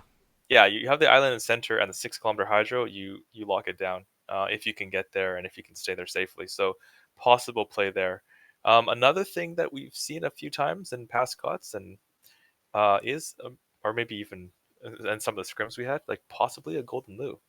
Um, A Guden? because I've yeah, seen Guden a because handful of times, but only for hotspot, so I wasn't expecting it yeah. to see one in Northern Waters. Well, I'm just theorizing here, but if we know that that island at A is a big cruiser spot, and actually the two big islands on the east side of A are also cruiser spots. So I've seen clans bring a golden loo and try to use that airdrop to either put damage on those cruisers or maybe push them out. So it'll be interesting. And then C, like you said, it's kind of open, but it's also kind of closed. A lot of island cover for DDs. So yeah, should be interesting. Yeah, we have the potential for some pretty diverse picks coming into this. Guden though, I was not expecting you to mention that one here. If it happens, do I get some sort of prize? Um, Come on, NACL or who is the other team? what VC, is it VCW or is it what's it? It's yeah, VCW. Come on, VCW. And I said, you know, you want to bring a golden loo. Let's do I it. don't think any of these guys have. I don't think anyone in NACL is particularly big on Guden. Um, That's just what they want you to think, and then boom, it's gonna be like 3. no. I can say almost for sure. I want to say Speedray is going to take out either Marceau or Ragnar. Well, I know Speedray pretty well. Well, I mean, if I'm being honest, that's not like the craziest prediction. I I think we've know, but seen. it's just him in particular. I mean, I've seen him use that Ragnar in COTS. He could use it. He can use it pretty well. Okay, well let's make it a little more challenging here for you if you, in your predictions. Let's Oh Lord. say let's if he does bring out a Ragnar or a Marceau, where does he go, and what does he do? Probably. I mean, if he was to pick either of those, he's probably going to go out. I'm expecting him to go out wide to A, especially if he's in something like Marceau. Ragnar, I think he Mhm. would probably, either A. I would say either A or B. Yeah, and I think That's where I that's would put him. probably where any Marceau or Ragnar would go. It kind of makes the most sense. At least it takes Marceau and dives into B, which, knowing him, I wouldn't be totally surprised. But Looks like NACL has a couple mercs from back to port. yes, they do. Hmm. The two clans are pretty close. We have a couple of B2P guys that also merc for NACL during clan battles Really? as well. Hmm. Yes, back to port, very very strong clan. I never liked playing them in clan battles. Mm-hmm. Yeah, they're pretty tight with them. So I'm not totally surprised that we're seeing a few of them here. I think a couple of them also merc for COTS as well. Can you throw up the scores again while we just wait for VCW? Yes, I absolutely could. If you do that, does it just reset back to Group 1? Or maybe it's moved on since then? Oh, it's Ah, now here we now go. now we're Sweet. in Group 6, and in the Okay. meantime, actually, the second giveaway for codes has ended, so I'm going to pick a new winner. So good luck to all of you who have entered the raffle. And our winner is Terracemark. So congratulations, you've won 2 codes for 5 resource containers. Congrats to you. I will get you your codes just after we're done for the day. And yeah, congrats. I will start up a new giveaway.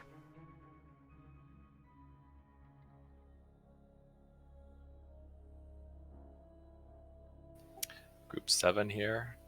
F11 won their game. It looks like these Take a look groups now. haven't been as updated as the other ones. Oh, good luck. Good luck, have fun. Won against Sulsa. Sulsa forfeited. Wait, No, Sulsa. yo, that's unfortunate. That is unfortunate Wait, for they them, forfeited but twice? Round no, 4 and round 5. no, I think they must just have just get their team together or something. Like they just must forfeit. Oh my god, that That is is huge. tragic. Tragic for Sulsa. They are very very good clan. I don't know what happened there. Really unfortunate. Wow. But man, for good luck, have fun. They get the win there, and that is huge because if you look at this group, in my estimation, you have TNG, which are the favorites here, and then I put Salsa as the second team in my list, and then probably good luck, have fun, or maybe F11. But if they're getting wins, if Salsa forfeits, then I think that really increases GLHF's chances of moving on to the second group stage. Wow. Unfortunate though, you don't want to see anyone forfeit. You want to see No, yeah, all the you want to see teams matches. play. Yeah, you want to see them play. You want to see. But yeah, it happens. Just Yeah, a fortuitous unfortunate. bounce. Guess they just not enough players showed up. Either that or someone's using their press account again.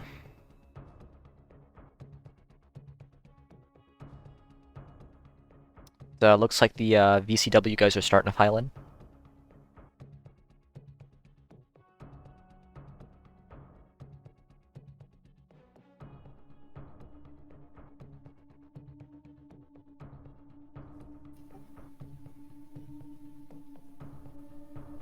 Yeah, I don't know much about the VCWE.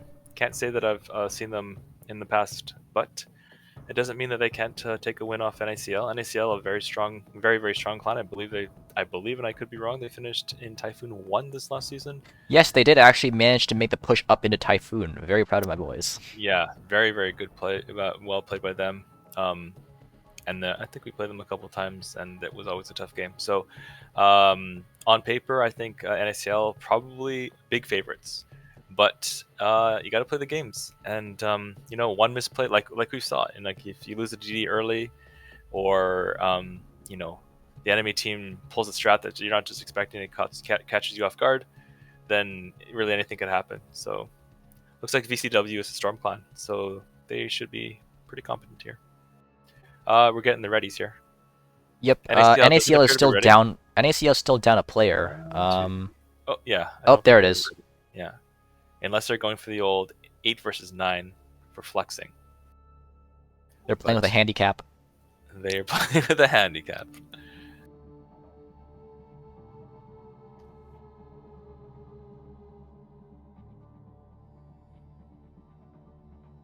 They might want to pick ships too. Looks like they're still picking their ships. Yeah, it looks by the looks of it. I guess one of their guys was to crash or something to come in that late. Possibly. Come on, lads, get it together. Whose computer crashes? Come on. Couldn't be me. Couldn't be me.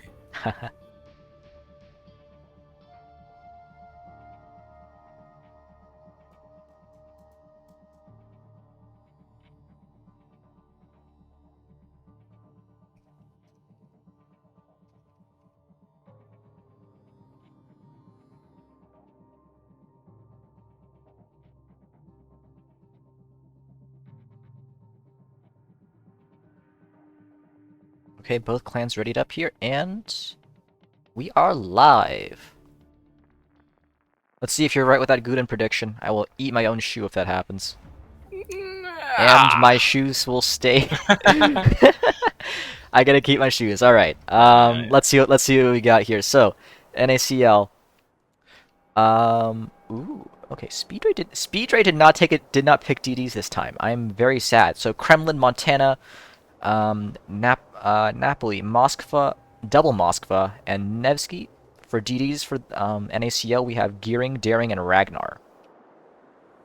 For VCWE, they've decided to go with a Montana and a Yamato. The cruisers are the Des Moines, the Venezia, the Nevsky, and the Stalingrad.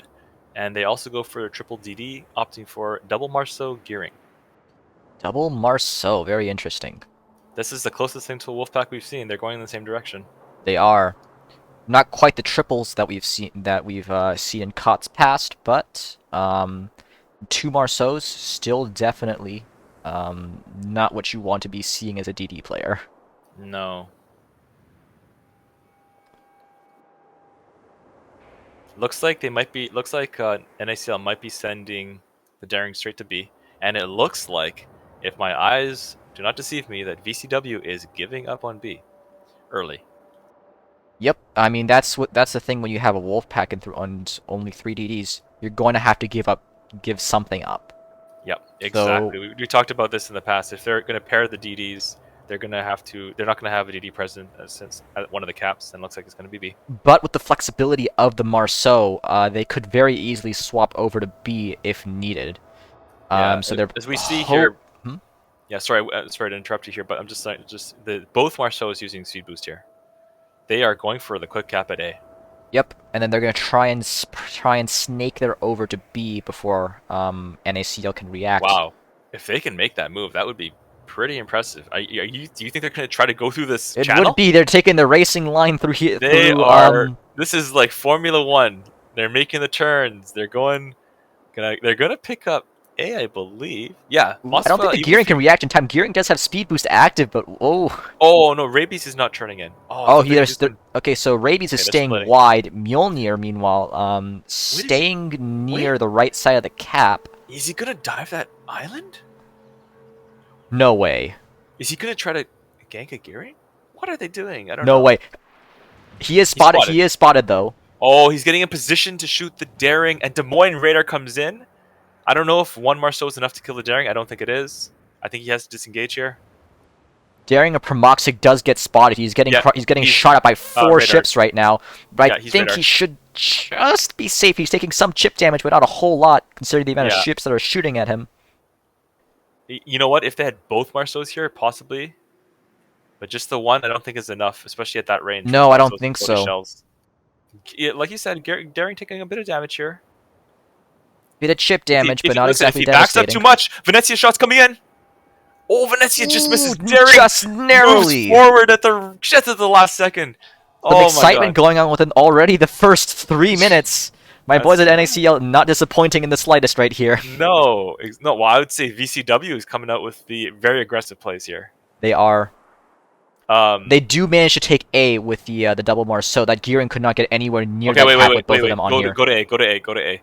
Might off is in possible trouble here. He's gonna be Oh, that's perma-hydroed. He's massive. dead. He's actually dead. Oh no. They didn't get the gank and they lose the Marceau. Napoli's pushed Yeah. out. No, he's Marceau does dead. try and go for Torps, but I don't think he's He's gonna. dead. Yeah, no, he's not making it out of that one. So the No. Wolfpack already dissolving within the first 5 minutes of the Yeah. game. No, I think they needed to double it up if they really wanted to get the daring kill, and I think they needed to probably get out of the cap. Oh, that could be huge right there. It is huge. It's What's even gonna happen it's now? evened out Yeah. the odds for NACL over at A. Meanwhile over in the C cap, we have the Venezia and Gehring trying to play the kiting game, trying to stall the push from NACL out here. Did the Ragnar? Yeah, he ate a torp. He ate a torp. He ate a Yep. Gehring torp. Yeah, good torps there by Professor. Oh, another smart big brain DD. You got a Harvard grad professor. We're gonna start needing these big brain DDs. Wait a second. We have go back to A for a second here. More Mhm. torpedoes coming through. I think Kremlin is safe, but those are good torps into smoke. I think those are Yeah. those are the death rattle of that Marceau. Yeah. Okay, so let's talk about this for a second at A.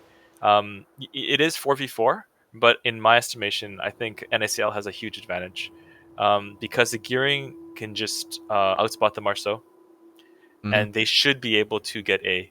Wait a second. Marceau is also kind of walking into gearing torps if he slows down here. He's open watering? He is against. They do have vision on both the Kremlin and Napoli, even though they're in Wait a smoke. second. Does Rabies eat a torpedo here, or is he okay? I think he's turning out, so I think he should still be all right. Yeah, he sees them, so he's Does definitely he? yeah he's gonna be able to dodge.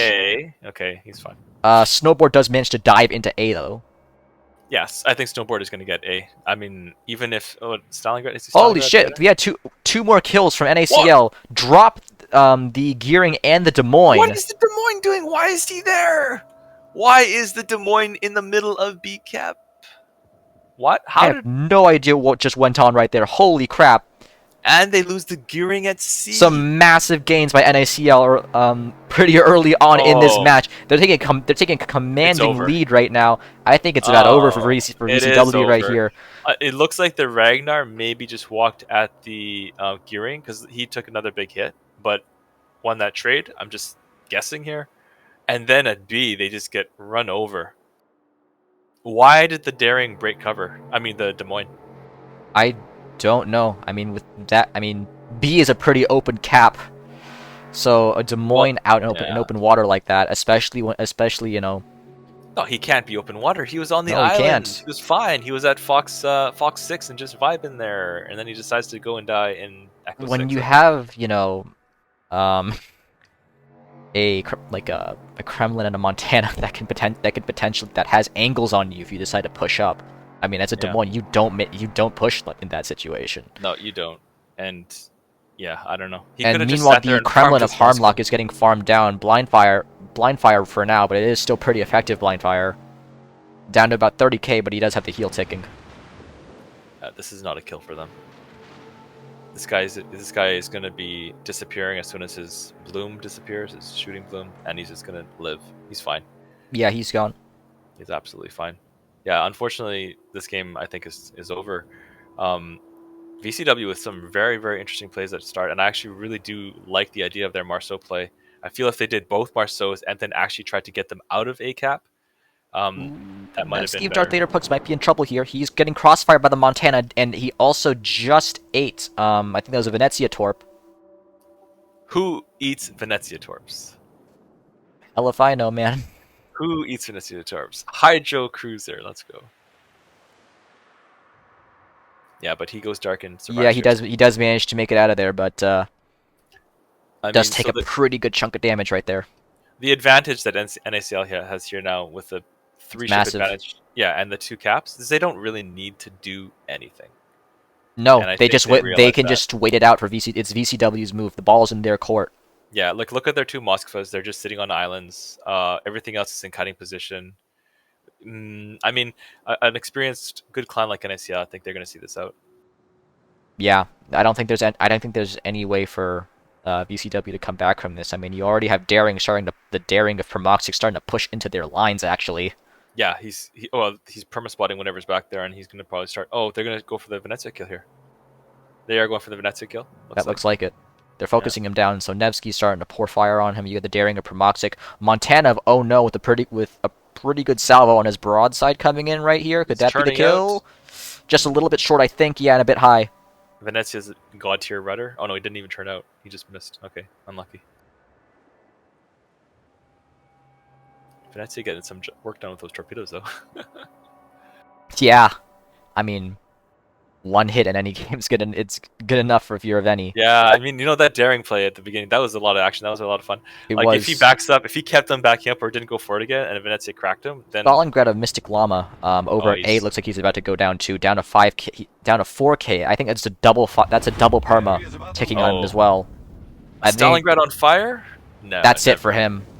never. They're gonna take the kill. NACL moves up into 3 caps. 3 caps and a command. That's GG. Point lead. It's GG's. Probably like how long have we been playing? 9 minutes? Probably like 7 minutes ago. 9 minutes. Man, there goes Stalingrad. Yeah, yeah. They win in a minute. NACL, yeah, expected to win and getting the job done here. Looks like the Yamato of N Twins going down next, and he does.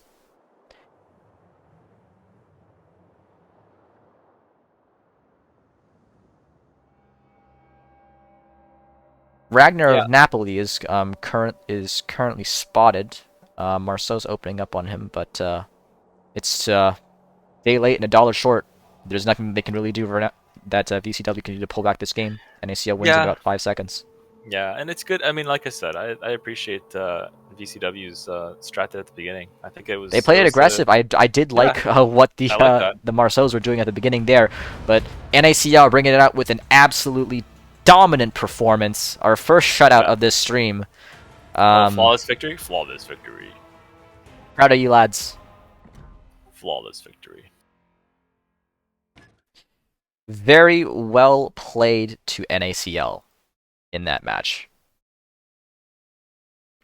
They win, and we will be moving on fairly shortly into our next match. But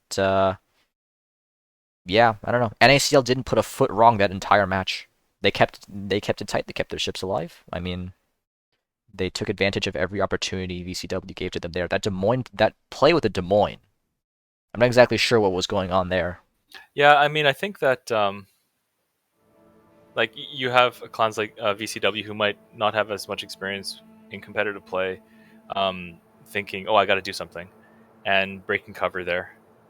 In fact, better play there is obviously not to, because if you break cover, you're just going to die, even if you do a bit of trading. So, and then you lose all presence at B. So, if you want to reposition the Des Moines, you probably just reverse. Yeah, back out and then Yeah, go somewhere else back out rather than and just then go pushing somewhere it. else. And even if it takes like 2 or 3 minutes, as you're not losing your ship. So Patience is the name of the game when it comes to matches like this. And oh, yeah, wait I think. a second. Wait a second. Hmm? A little bit of spice in the chat here.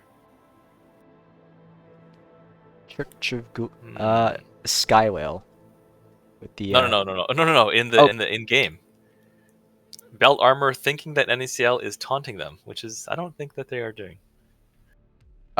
Is that going on in the In the training battle chat? Did you see that? I didn't. I left as soon as as soon as the match ended. I actually didn't see any. No, I didn't catch that. It's all good. He just the one of the VCW guys says, "Man, keep it above board. No reason to taunt." But I don't think NACL was taunting. Darth Vader did mention something about sorry for the short game, but I think he was talking to the streamers.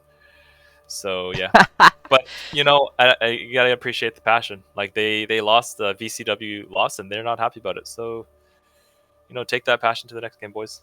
Yeah. Better luck on the next one. All right, who do we have next? All right, coming up next, we've got if I can pull it up, Booma and QAD. Oh, and the Queen Anne's has been playing really well. Apparently, Oh, they they had two have been. wins last They've time been I on a checked. pretty upward Yeah. trajectory for the past game or so. We are So let's 5 minutes say. late coming into it though. Oh So shit! I'll be right there. Well, the last game was a little bit late starting. How do I search this room? Can you help me here? let me see. Did they start already? Under well done, spammer. Well done.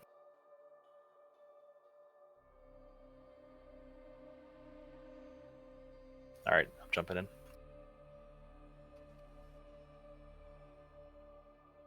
There it is.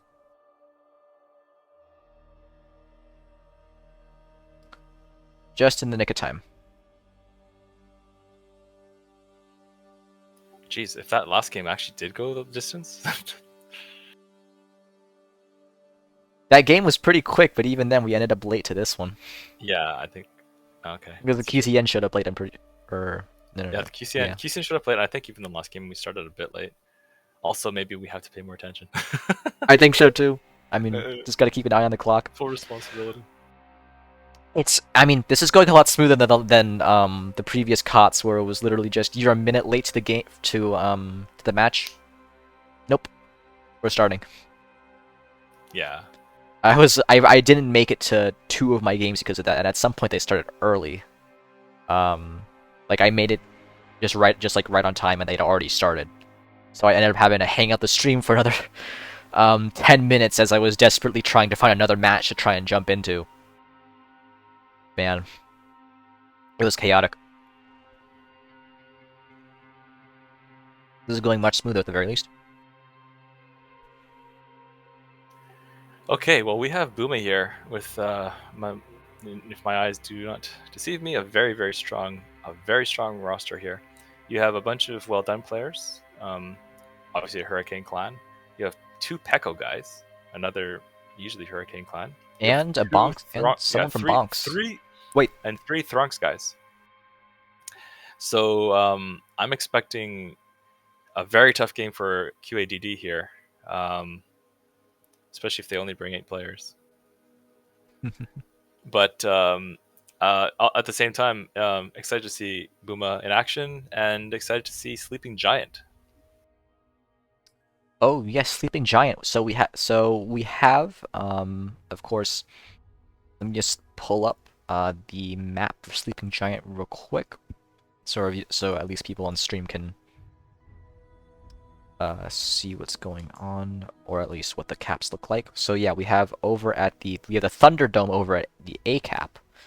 Meanwhile, C is fairly open with the exception of 4 small islands in the middle of it there, and then B you have that central island in there too. So the potential for pretty wide variety of plays to be made at these caps. What do you think we're going to be seeing here? I think the big question is, do any of these 2 teams dive something into A? Marceau is probably the ship to do it, and that's kind of, if you dive a ship into A, that can make a big difference because you get the cap and maybe you're able to hold it. Now, if both teams try to dive a ship into A, you could have early fireworks. Mm-hmm. It does look like the match is starting. I see 1 Marceau, so it looks like QADD might be diving into A, and it looks like Buma. They brought a Z52. Yeah, let's go with. You want to go over? Yeah, so with Buma we have Yamato, Ohio, double Moskva, Des Moines, Venezia, and then for DDs we have Daring, Ragnar, and Z52. So do you think they're gonna bring that Z52 over into B? No, I think it goes to C. For QADD, they have Conqueror, who brings a Conqueror, Kremlin, Des Moines, Venezia, double Moskva. The cruiser rollouts are exactly the same. Hello. Daring, Marceau, Vampire, almost the same too. Daring's a Daring. Vampire is kind of like a Z52. Ragnar, Marceau, 2 gunboats. So with regards to utility, almost identical comps here. They are very close. Yes. I would be okay. Let's see here. Interesting. Marceau possibly thinking that he can quick cap. I think this Marceau is going to make a run for A, and I think oh my god, Buma might be thinking that they're going to make a run for A. And look at this triple DD. Possible Wolfpack to kill a Marceau. Possible. Are they No, I think uh no, that Z-52, like you said, is going into C. No, but the Ragnar Daring is all you need if you have the 2v1. That is true, yes. This is gonna be tight. This is gonna be tight. Oh, it will, but They have Ragnar Queen. hasn't popped the speed boost though. I think they're just trying to. I think they're No. just trying to take B. Oh, okay. But man, they must have RPF on this Marceau, right? They should. Wait, but wait. I mean, like this Daring is going to spot this Marceau. What's the There, he's at 7-6. He's gonna be spotted. Okay, Moskva radar. Look, Moskva radar is out. No, it's not. Yes, it is. Moskva radar is out to try to support Marceau. Marceau's gonna get into the cap. Floaty's absolutely just having to floor it to try and make it into A on time. He's Oh gonna my God. try and duck in a cover real quick here. Dude, where are your torpedoes? Drop your torpedoes. We have HE coming in from the Ohio as well. Every ship Oh my gosh. over on Buma is opening up on this Marceau. He's gonna get into A, but he pays for it heavily. Yeah. Look at this though. Look at north of B. If they had their Ragnar with the Daring. Daring massive hit on him though. So honestly. So 1 DD on either side, under half HP. Yeah, one of those DDs has a heal. Marceau did not drop his torps, which is a bit weird. I think he was clenching a little bit too hard to try and get those torpedoes out. Honestly, well done by Queens. They're going to get A here, and now Buma has to think about how to dislodge this Marceau. Yes, it absolutely will be a problem if they try and get into it. I think they have the Des Moines that might try and cover him off. Big Brain Yoshi looking at C. Yes, they did put their Z-52 in C, and the thing about putting a Z-52 at C here is I believe its hydro covers most of the cap. Yeah, it pretty much is locking out the Daring from taking any good positions in this cap. So they will get C for free. Exactly. So the Daring now is thinking, okay, I can't contest, so maybe I can go wide and get some torps or something, or I don't know what he's going to do. Or maybe spot a Moskva and try to farm it down.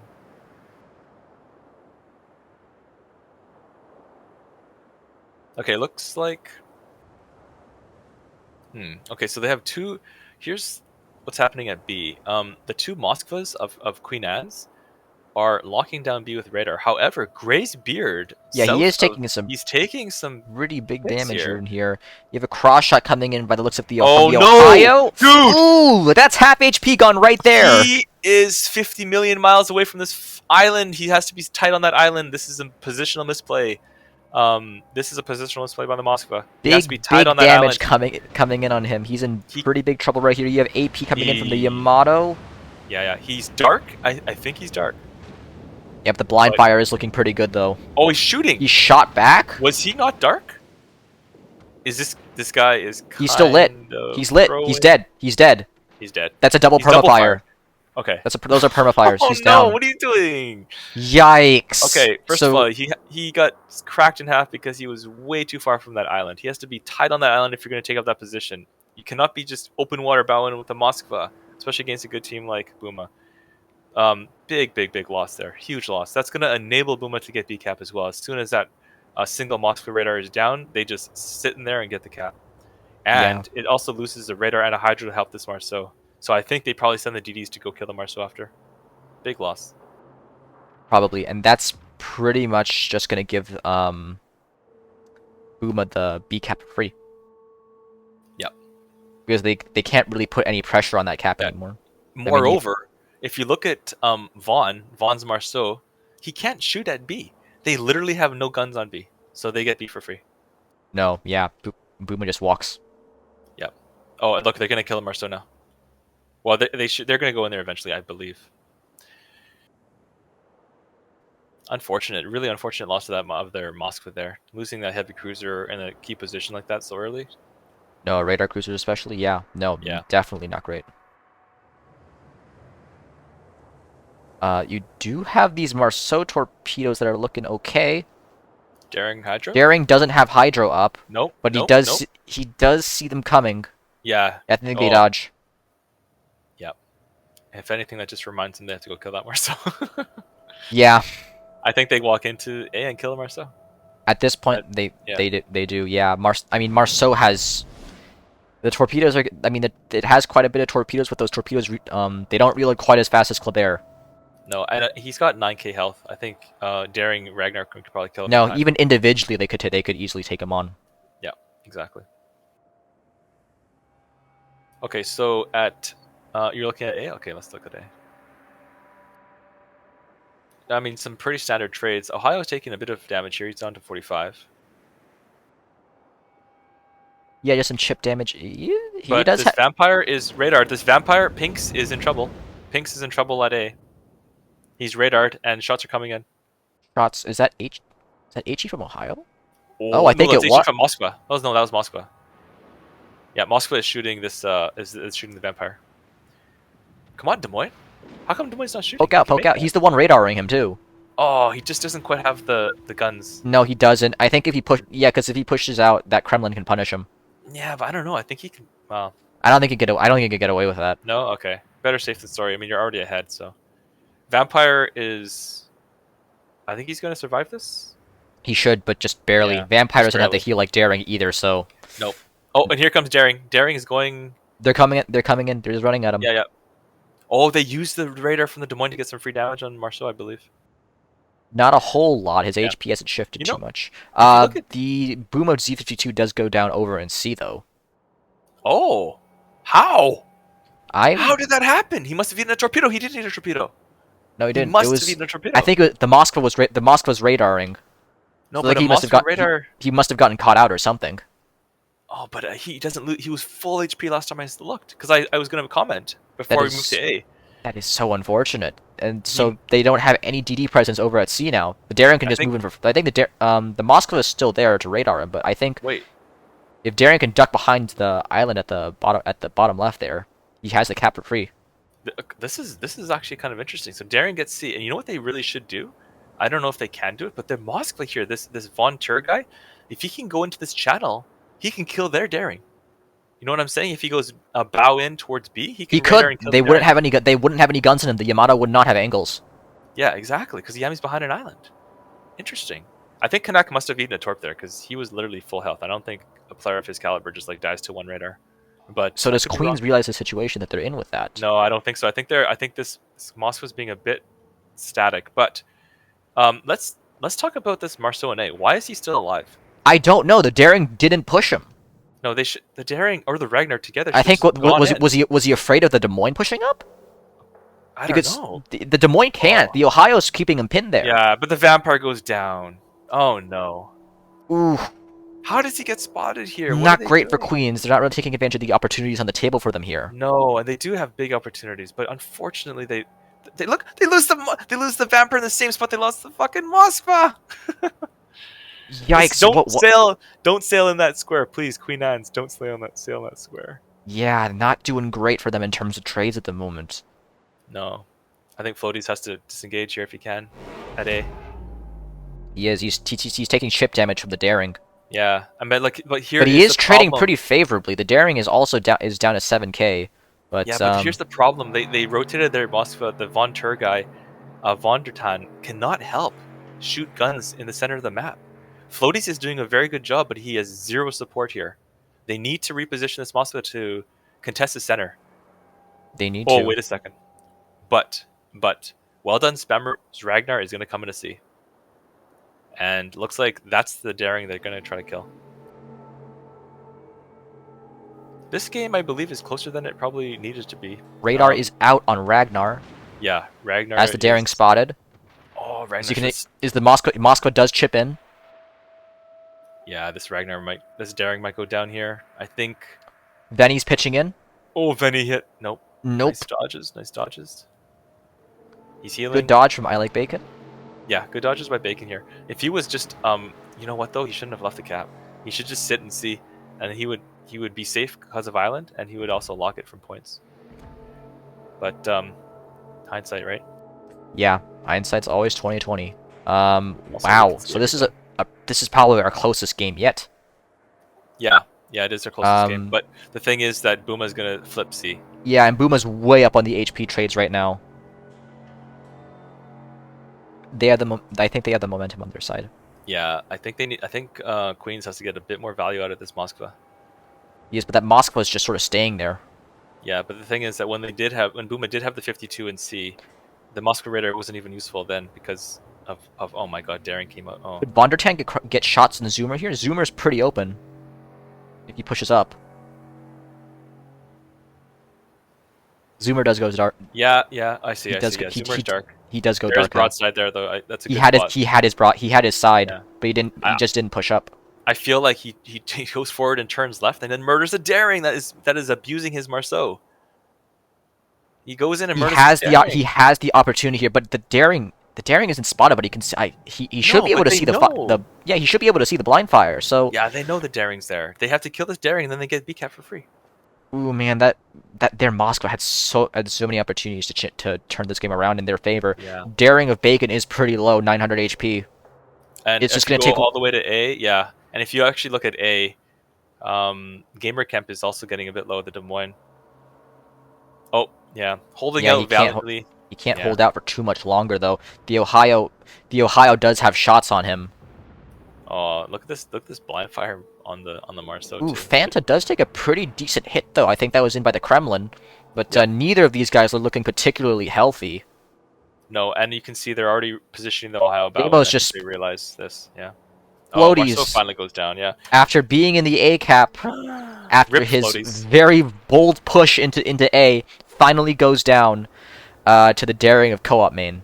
Oh, look at this! The Von der Tan guy is finally making the move that I thought they should have made 10 minutes ago. Oh man, day Now the late and a daring dollar is short, left. my friend. Oh my goodness! If he did this 5 minutes ago, he murders the daring and floaties the lives. But yeah, I think Kremlin of Deimos is gonna go down pretty soon anyway. It's looking more and more like a Boom victory to me. yeah, it definitely is. Although this Moscow might still be able to kill this daring if he has radar. Do you have radar, sir? Oh, he's just spotted. Daring is spotted. He's Radar's spotted up. normally. There he is. Yeah, So this there's should the be a Moscow kill. shots. Yep, yep, Yeah, he's dead. yeah. Oh, radar, sir? Hello? He doesn't have radar.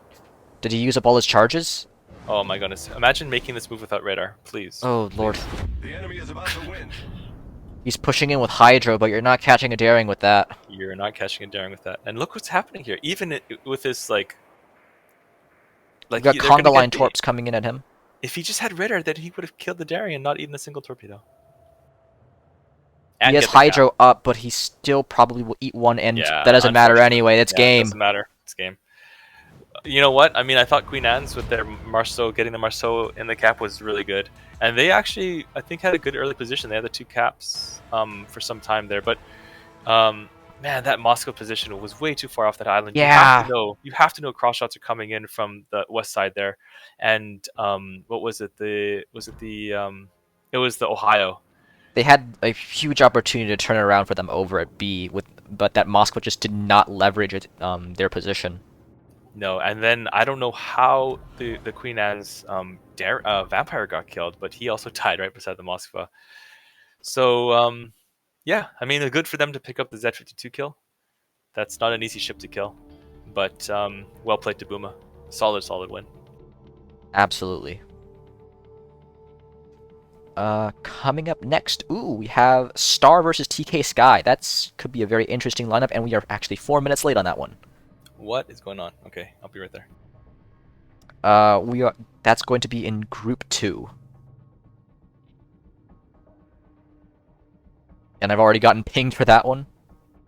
Or never mind, that was just Do you know the room? let me see.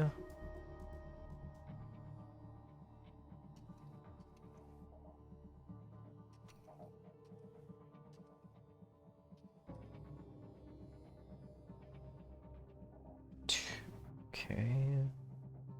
Who's hosting? Is it Star? I don't know. Let me see real quick. I'm in the streamer channel, just checking in.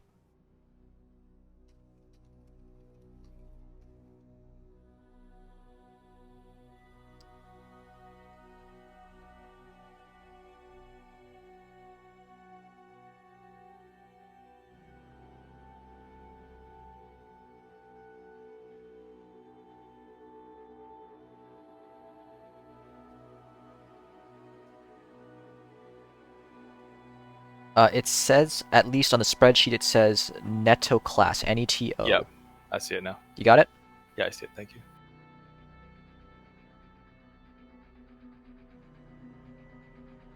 Oh, they're waiting for streamers this time. That's nice. Wait a second though. This is it's Star versus Oh, it says Star versus 2 Mars, but I think the room is miss. Is the room correct? Is this I game have 651? yes, that should be it. Okay. Well, this is Star versus 2 Mars, I think. Oh, that's their previous game. Oh no, they're still in game.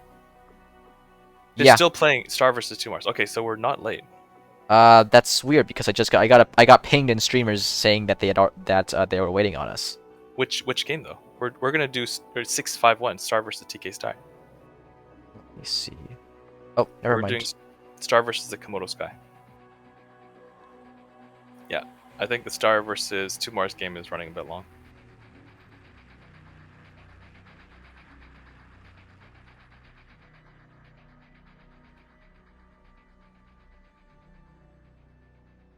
Yeah, I got confused by the ping for a minute. So yeah, we're waiting on them to finish up. Excellent. We get a moment to catch our breath there. Excellent. Okay, so let's handle the administrative stuff real quick. So the giveaway has run its course, so I will be picking a new winner based on um, our entrance this time. So let's see who it is. Appleby, congratulations. You have won 2 codes for 5 resource containers. So I will put down your name, good sir, and I will get your codes to you as soon as we are finished with this stream. Congratulations again, and I'll start up a new giveaway momentarily.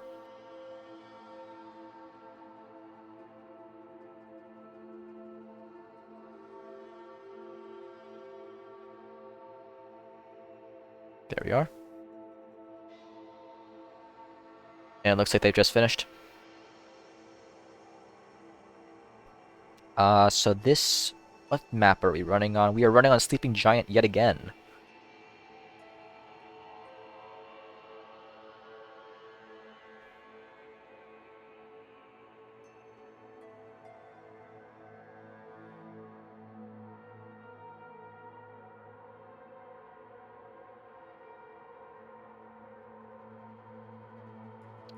Oh, and just do keep in mind, guys, even though we have 2 codes being given out for the giveaway, you can only redeem 3 codes maximum. So if you do happen to win twice, I will actually just pick a new winner.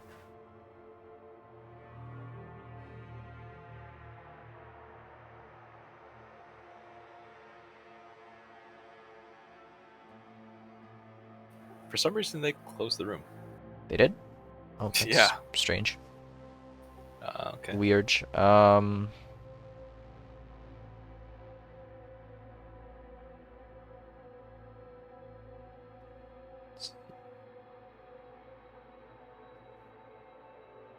Let's go into group 6 and see what's going on. I'm gonna come in there too.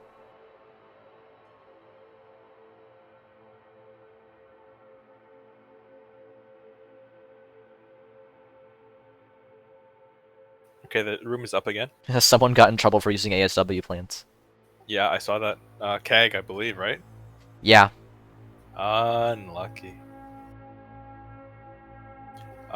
Yeah, I think you have to unbind the key. Last COTS, we got in trouble for that. I think. Yes, we did. That's an One of immediate our- that's an immediate DQ, like forfeit from It's the an match. immediate DQ. Yeah, we lost that game. One of our Sag. Sag, very, very not paying attention Cruiser players hit the button like a moron and we lost the game. So now we unbind it. Well, I'm not seeing anything from them regarding who's hosting. Oh, the room's back up. Neto. Is it? Alright. NETO, yeah. Yeah. You want to throw down the results, see if they've updated at all? Yes, that is actually a very good idea. Let's go. Let's see. So we're looking at group 5 right now. Ooh, VAF? VAF with... No Cap beats VAF, yep.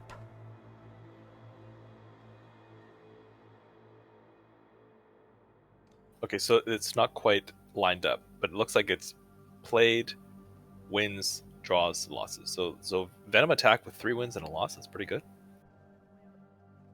Yep. No cap and VAF neck and neck in terms of points in that bracket. Yes, Snowcap with a game in hand, however. YOLO with 6 points, 2 wins and a loss. Mm-hmm. Interesting, in this particular group, some teams have played 4 matches and Torch has only played 2. Yeah, I mean we've been seeing a few matches where it's just been being like 5 minutes late coming out of it. So it's True. so it's probable at this point that there are going to be teams that are just straight up a match behind. True. Or if they had a bye or a... Mm-hmm.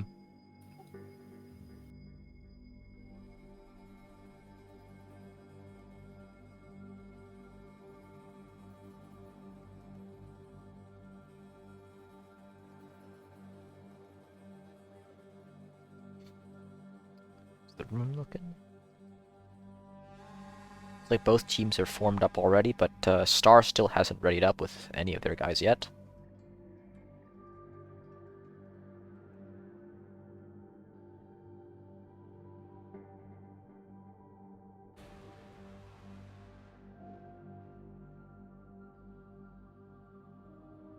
Okay, I'm hearing that 2 Mars beat Star. Can we confirm this?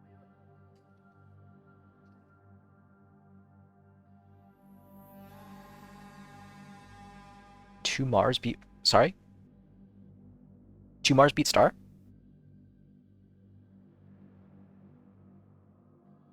That's what I'm hearing, and that would be a big upset for Star. And a It huge would win for be, 2 yeah, Mars. that's not what I expected out of them.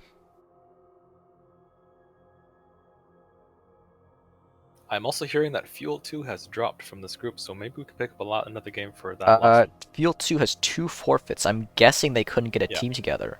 I think they must have dropped, so I'm just going to quickly look at the sheet and maybe sign us up for a different game in that time slot. But we are ready to start this next game. Looks like it.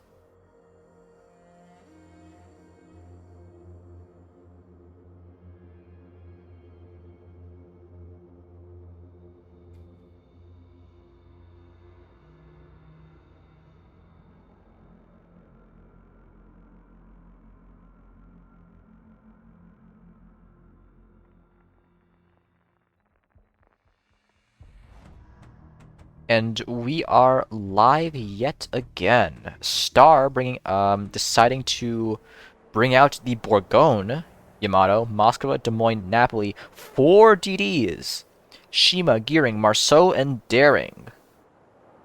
Very interesting picks all around for them, only opting to bring 3 cruisers.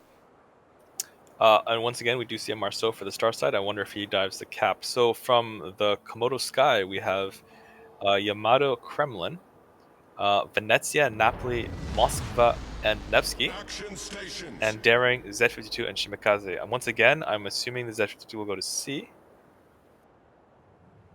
and I'm assuming the Marceau dives A. Now, of note, this is one of the first Bourgognes we've seen.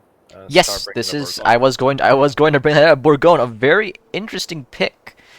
For this particular tournament, I know NA clans do kind of like the Bourgogne. I saw was it 07 that brought Bourgogne in the previous COTS?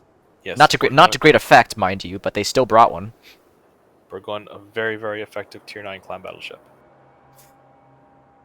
I am kidding, of course. So, what's the play with the Bourgogne? It's taking going to be taking a wide position over near A. But I'd imagine because they're you would want something with more overmatch over at A because you're going to be dealing with bow and cruisers or something. Over near the A side. That's typically what tends to happen there. Yeah, they might just bring the Bourgogne to shoot HE at cruisers all day. Probably. It is good at starting fires, and it has the reload booster if they do a DCP. Mm-hmm. The Marceau for Star he's not taking the tight line like we saw last time. In the previous matchup, he's decided to play it safe and go wide. Yeah, and I think this is actually the better line, honestly. Yeah, it's the safer play. I mean, we saw. I Yeah. mean, we saw in the previous match with Queens, their Marceau lost over half their HP, trying to get into that position just to Yeah. save a couple of seconds. But we do have the Shima of Skills Towen, Yeah. So my thoughts here looking are to try to that do the same.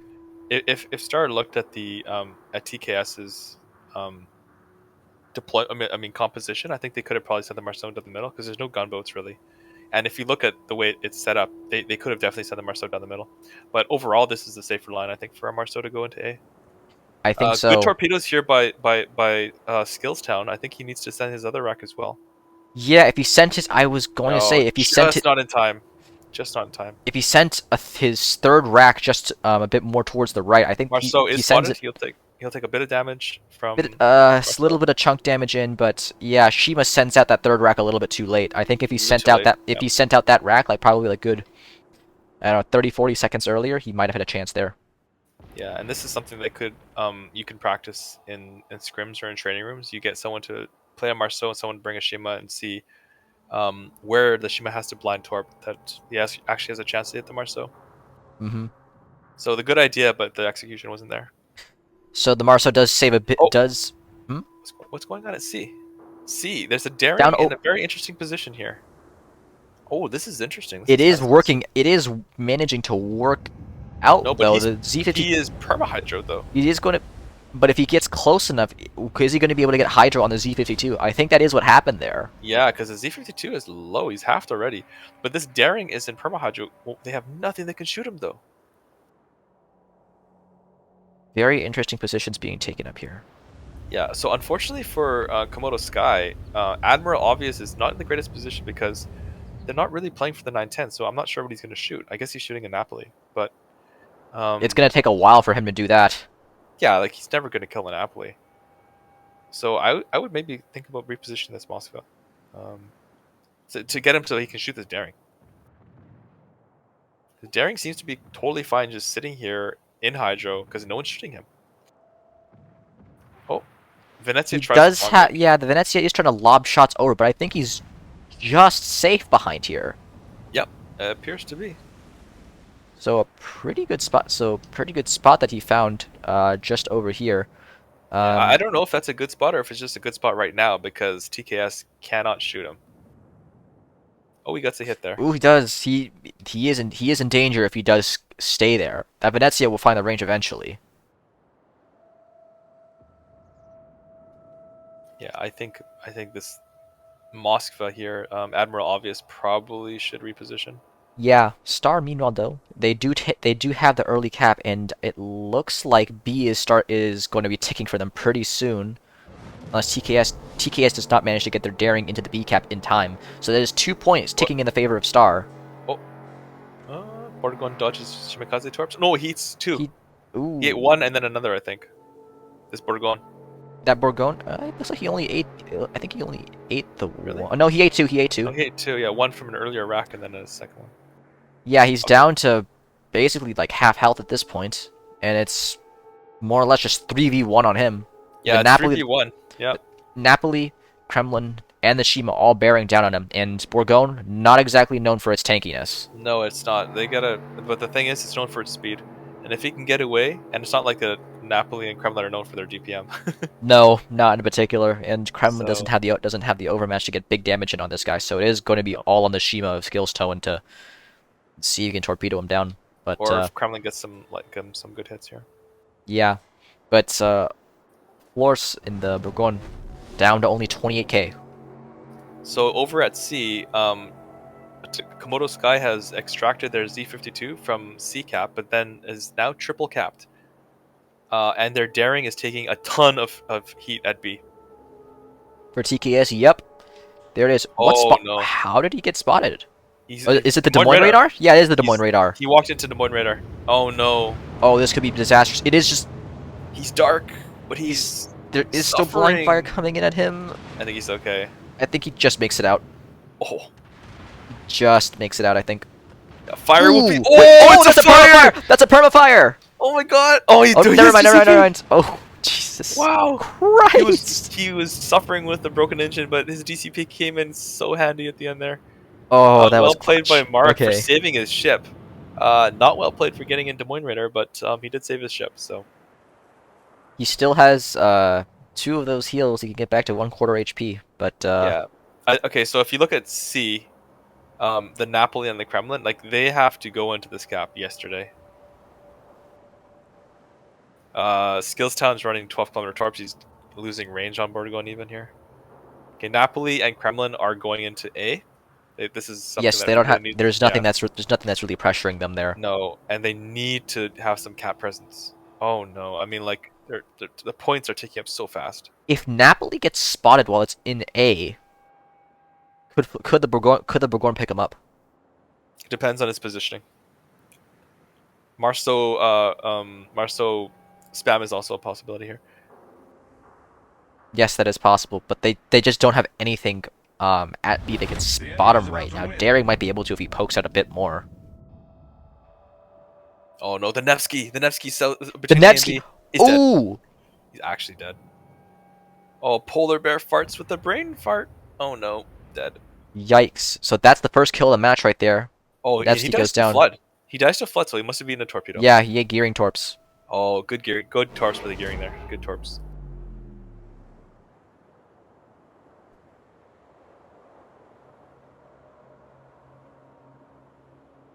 If you're TKS, how do you hold on come? a sec. Like, how do you Okay, how do you this come is how. back? This is how. This is how.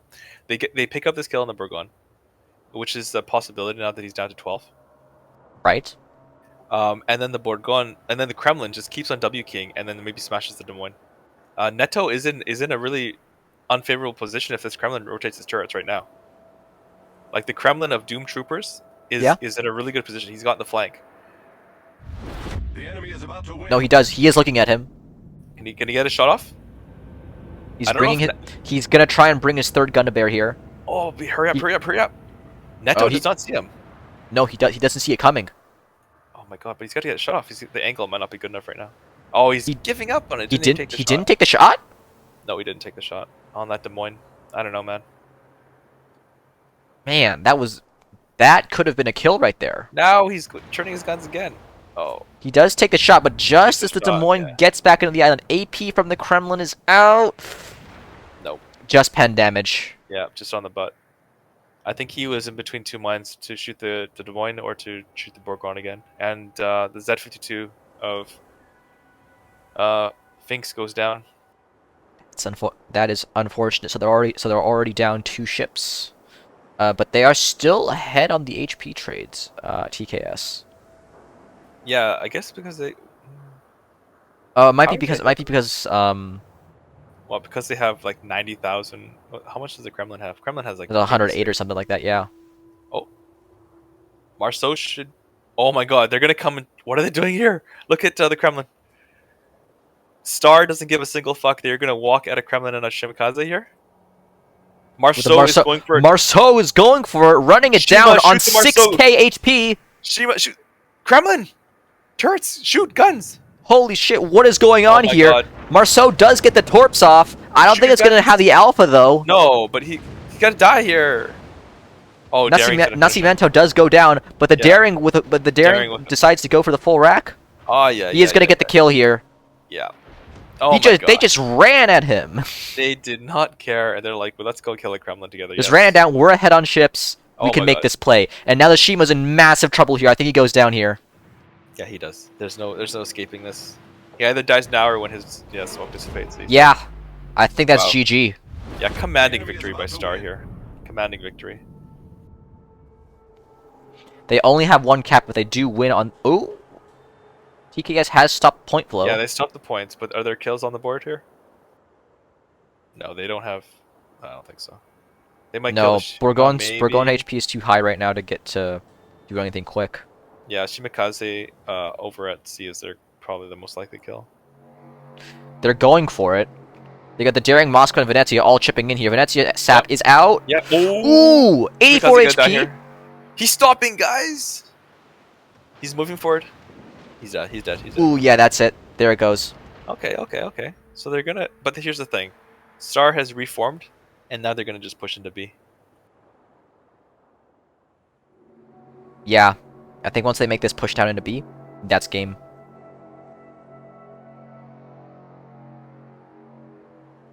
And they have given, and TKS seems like they have given up the cap over at B.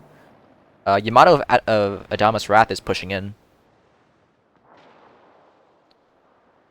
Moscow of Star is trying to go for cheek shots, but I don't think he has the pen for it. Yeah, Yamato just trying to stall the cap for as much as possible. Moscow goes down. Yeah. The enemy is about to win. The Des Moines, is he getting? Oh, nice hit by the Yamato there. I get Very credit to- nice hit. Yeah, Adamas with a nice shot there. I mean, TKS deciding to go down swinging. yeah, exactly. Got to give him credit here. Komodo Sky going down swinging. Star with yeah. I mean, this is going to be a win for them, but not necessarily the cleanest win. No, as you said, they had a very they were in Yeah. for a very commanding victory just earlier, Yep. but They lost right a couple now, ships instead. Mattis is also going to ram the island. Oh, I don't. Oh, he can't see any of these two destroyers farming him. That's really frustrating. no, that's all blind fire. Yeah. They don't have any vision. They don't have vision on him either. Okay. Okay, this Merrick guy at sea, the daring at sea, I think he needs to go and try to torp this Yami. Yeah, at this point, what does he have to At this lose? point, yeah, exactly. At this point, what do you Just have run to it lose? down. The enemy is about to Oh, win. Napoli is going down here. He's shooting. He's open water. Oh, they lost the Yami too. Okay. Yeah, no, they've given up. That's their last. That's any hope of winning this game just gone right there.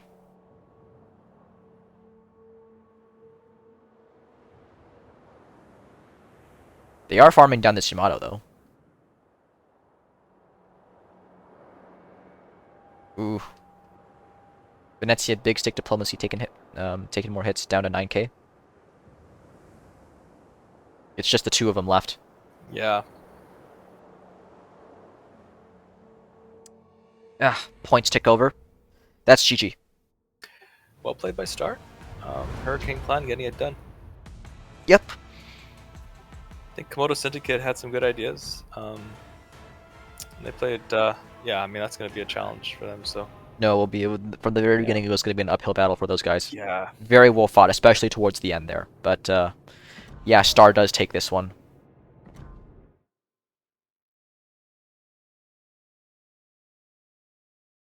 All right.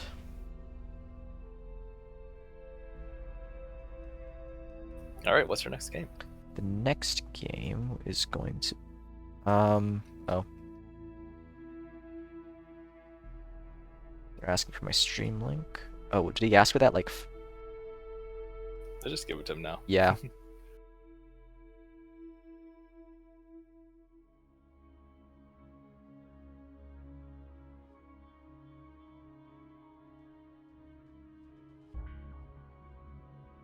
Oh, you asked for it right now, so yeah.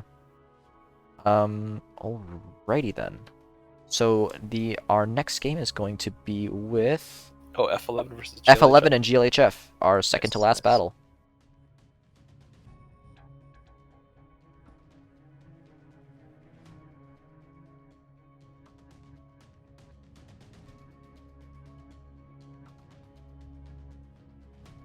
Okay, I think this giveaway has gone on for long enough.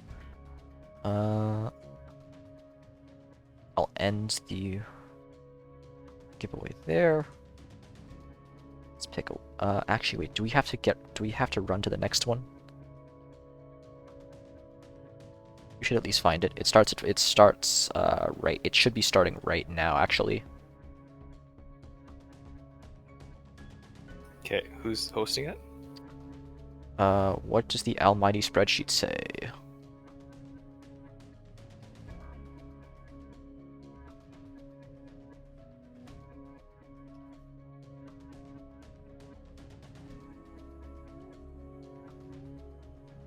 Is it Grim?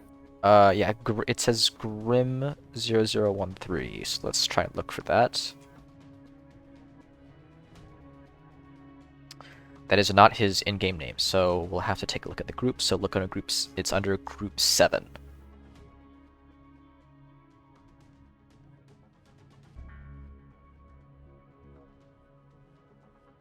Yep, Okay.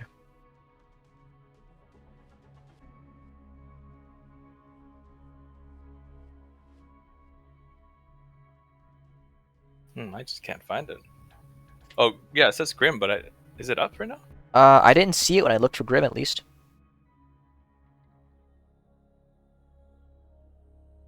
It could be one of... They could also be behind. Yeah, it could be one of... Okay, it says F11's game started a little late due to a streamer issue, so this may start a little late. Oh, so the F11 versus GLHF might be late. Okay. Yes. Yeah, I think F11 is still in game against TNG right now. Okay, so I guess we're just waiting on them. We'll just wait on them. Yeah. All right.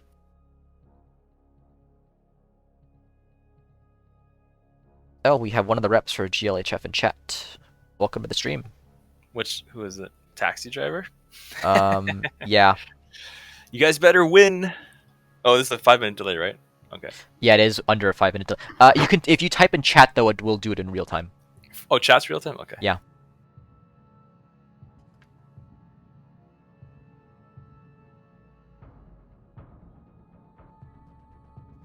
I will be right back. I'm just gonna use the bathroom real quick.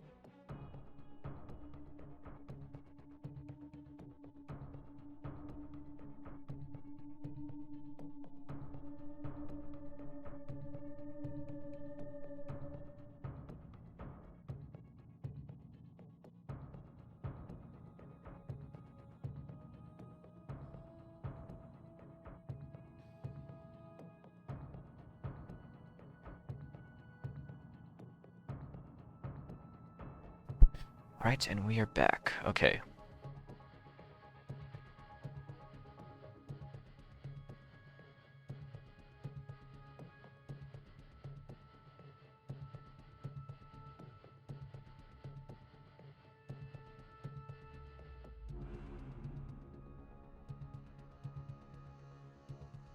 Let's take a look at the map that's coming up next. Coming up we have Sea of Fortune for GLHF and F11.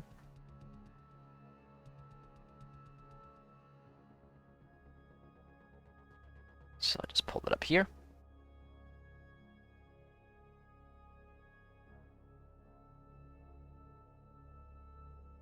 I hope everyone's enjoying the stream, enjoying the games.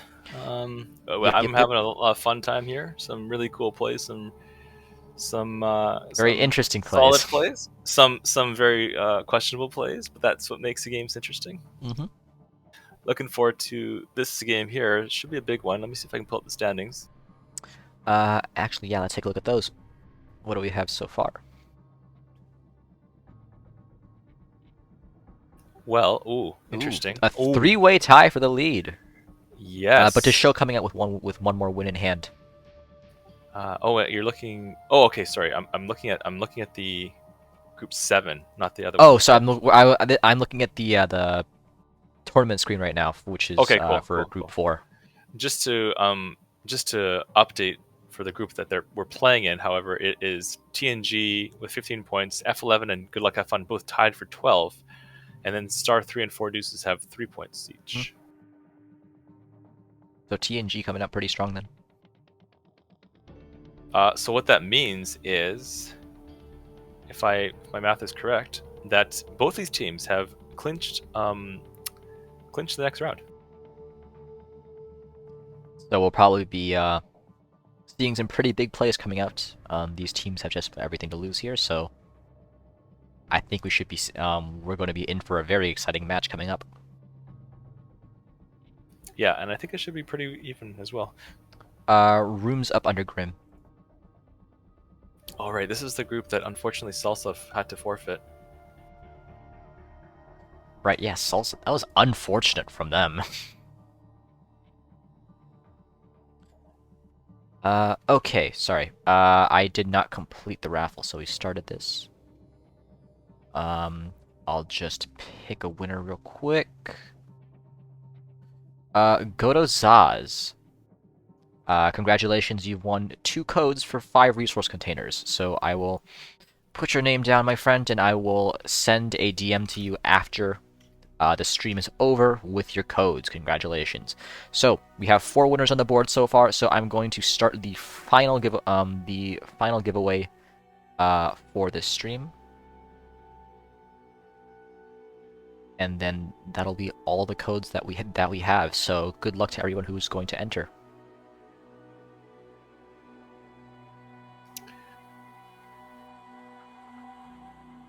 Yeah, unfortunately, the overlay with the standings I don't think is real time updated. Because I think last time we looked at it, Group 5 had the same amount of games played. It was VAF as number 1 and no cap and YOLO. Yeah, I guess it just takes a little while because they have to actually upload, the replay and the Yeah, they have to like confirm the. and then the coordinators have to update it themselves. So I think, yeah, I mean, we're not going to get this in real time.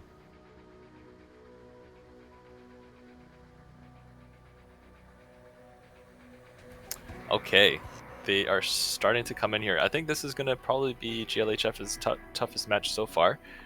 They've had, of their 4 wins, I believe they've had 2 of the forfeits, or 1 forfeit and then 1 because they have a group of 6. And then they played Star 3 and FDS, I believe. So, Yeah. credit to them for getting those wins, but I think F11 will be a bit of a tougher challenge for them. For sure, for sure. And coming up, this is going to be our first match in this stream where we're going to be on Sea of Fortune. Sea of Fortune, interesting. Yep, have that up on the stream right here. Oop, I did not actually update the teams yet, so I'll just go ahead and do that real quick. What do you think we're going to be seeing here from your experience? Sea of Fortune? Sea of Fortune is very interesting. A lot of different plays here, but like you see, there's tons of islands. So, camping cruisers, Des Moines, possibly Salem's, definitely a possibility. The actual action area of the map is pretty condensed. So there's nothing really. There's a lot of open space and open water, but really you probably aren't putting ships there. So, you sometimes see smoke plays and DD play here is really, really important, as with all the maps, but especially in this one where you can kind of hop from one cap to another pretty quickly. The channel in between B and C can be used as a really strong position, but it can also be a very questionable It can be very risky. Yeah, if there's anything camping near those islands or we'll a battleship in see. the center. We'll see if any cruiser, DD, or even battleship decide to try to get into those islands. And then, of course, both flanks are kind of open. The 1-2 line, or I guess the 1-2 line and the 9-10 line or 8-9 line are pretty open. So we'll see if teams try to close down those flanks or maybe take advantage to do a push. So should be a good one. We shall see, we shall see. Yeah, the potential for some pretty diverse compositions in this map. We do. I'm just seeing that as the teams sort of file in here.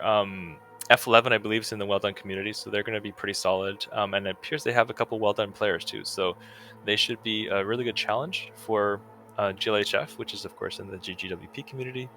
And I believe this is their first COTS, so good luck to both teams. Yep, I have not seen them in any tournament like this before, so yeah, good luck. Have fun to them. But I will also be right back. I'm going to grab a drink. No worries.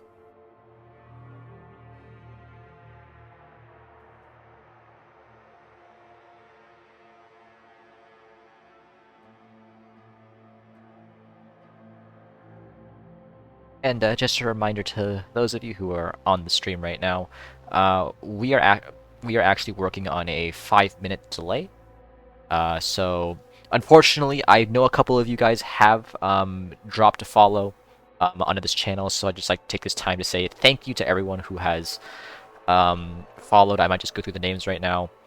Skywhale, Doc Vapors, Pony War 44. Thank you so much for following this channel. I was very lucky to have Yoshi on as a co-caster for today. And thank you all of you for your support of my channel. But yes, I am on a 5-minute delay for reasons of tournament security, so I will unfortunately not be able to interact with the chat as often as I would like to. That's just the nature of this tournament, I suppose. But I do hope you enjoy the content that we're putting up for you.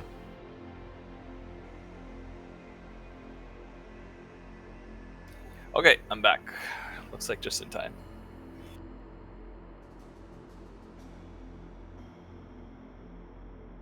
We should be live here in just a moment. Let's go. What you got there? Just a Coke Zero. Coke Zero? Alright, I better be entertained here. I'm talking to the GLHF guys. This better be entertaining. Let's go. You're on the Discord? Yes, we share a Discord. Awesome.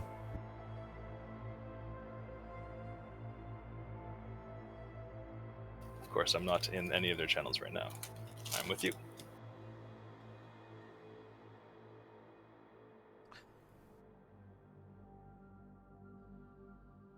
Alright, and we are live already immediately over on the F11 camp, bringing in the Schlieffen in Ohio, double Des Moines, double Napoli, Daring, Shima, Ragnar. They are... oh boy, they've brought in some interesting picks for this one. Well, it's mostly just eyeing that Schlieffen. Whoa, Schlieffen and a double Napoli? Possible many W keys. Oh, they're serenading the F11s. There it is. Well done. La, la, la, la. Okay. On the good luck have fun side, they're bringing Ohio, a conqueror who brings a conqueror. They're bringing a Des Moines. They're bringing a Venezia. They're bringing double Napoli, a Moskva, Daring, and Shimakaze. So they're going for a 2 destroyer composition versus F11's 3 destroyer composition. And of course, the thing of note, like you mentioned, F11 bringing a Schlieffen. So might be cool. We talked about that gap between A and B. It looks like he's not going there, but that would be maybe one possibility. Might be in the cards for the future. Like you said, it is a the action area for this map is very condensed. So ships that are capable of making those big plays just up in between caps, they probably might have a leg up here. Here's another possible idea, because the Schlieffen looks like he's going out east. How about Echo 8? You can use the Schlieffen's Hydro and maybe park him on that island, and then if you need to, either rotate him down through the 8-9 line or even through the cap at sea. We'll see. That's a possibility. They are pairing up the Schlieffen with the Napoli, though. So yes, there is the potential for a push with that Napoli, with exhaust smoke going on secondaries from both of those ships going off. Yes, and a Ragnar and a Des Moines. It's interesting. It's like I mean, of course they're going to put the Schlieffen on the push flank. Yes, I mean, that's the only way that it could possibly work. Now, if you look at GLHF's deployment here, they're going really hard on the west side. Yeah, so there might be a sort of weird rotation thing going on here, where both teams pushing on opposite sides here. Yeah, pretty much. So we could potentially be looking at a brawl spilling over into B, possibly. But wait a second. F11's gonna get B for free. That's true. That's again, like you said, when you have only a 2 DD comp, you're going to have to make compromises with where you're going to be capping. Okay, so F11 saying, Good Luck Have Fun is saying, okay, fine, you can have B, but we're gonna probably have to pick up a kill and then get long-term position advantage for that. So it looks like they're pushing the Napoli and Schlieffen out wide to the 9-10 line. Trying to get that push done as soon as they can to get to hopefully be able to grab C as well. Interesting, yeah. This Napoli on the west side here, Trailer Park Torps, has to probably think about turning out pretty soon. He is now spotted. He's spotted by the Daring. He is turning out. Shots from the Ohio coming in? Yeah, they're going to focus him down, I think. Ooh, that angle's still a little bit too wide. No, he's fine. I think he's fine. Manages to turn in just enough. Shimakaze, if well done abuser, is going to have a nice... is going to spot all these cruisers. and he's not in Des Moines radar range just yet. He's kind of getting close, but he's going to turn out. So he's dropping. No, yeah, torp from the he should be able to Napoli get a radar range just in time. here. Yeah. Okay. Interesting here. Okay, so in the same way that GLHF said here have B for free, F11's giving up A. Napoli of Olo for GLHF is coming in pretty aggressive. He's turning in with the fuel smoke on. Does run into Shima Torps. Narrowly dodges one. Dodges it. WASD hacker. The follow-up spread is on widespread, so he does manage to dodge. He's probably going to try and tuck in behind the island. Over at F2 here. I love his blind torps here. That's amazing. Wow. I don't think those were exactly blind, but because he had vision of him. But yes. No. There's no way that these are white line. He just probably thought that Shima could be in that direction. I just like it. It's just you try everything. Oh, you mean from the Napoli? I see. From the Napoli, yeah, 10 kilometers away from Alicia. Okay, so the HF1 cap, and now F11 finally getting into C. We saw them put a lot of ships on that side.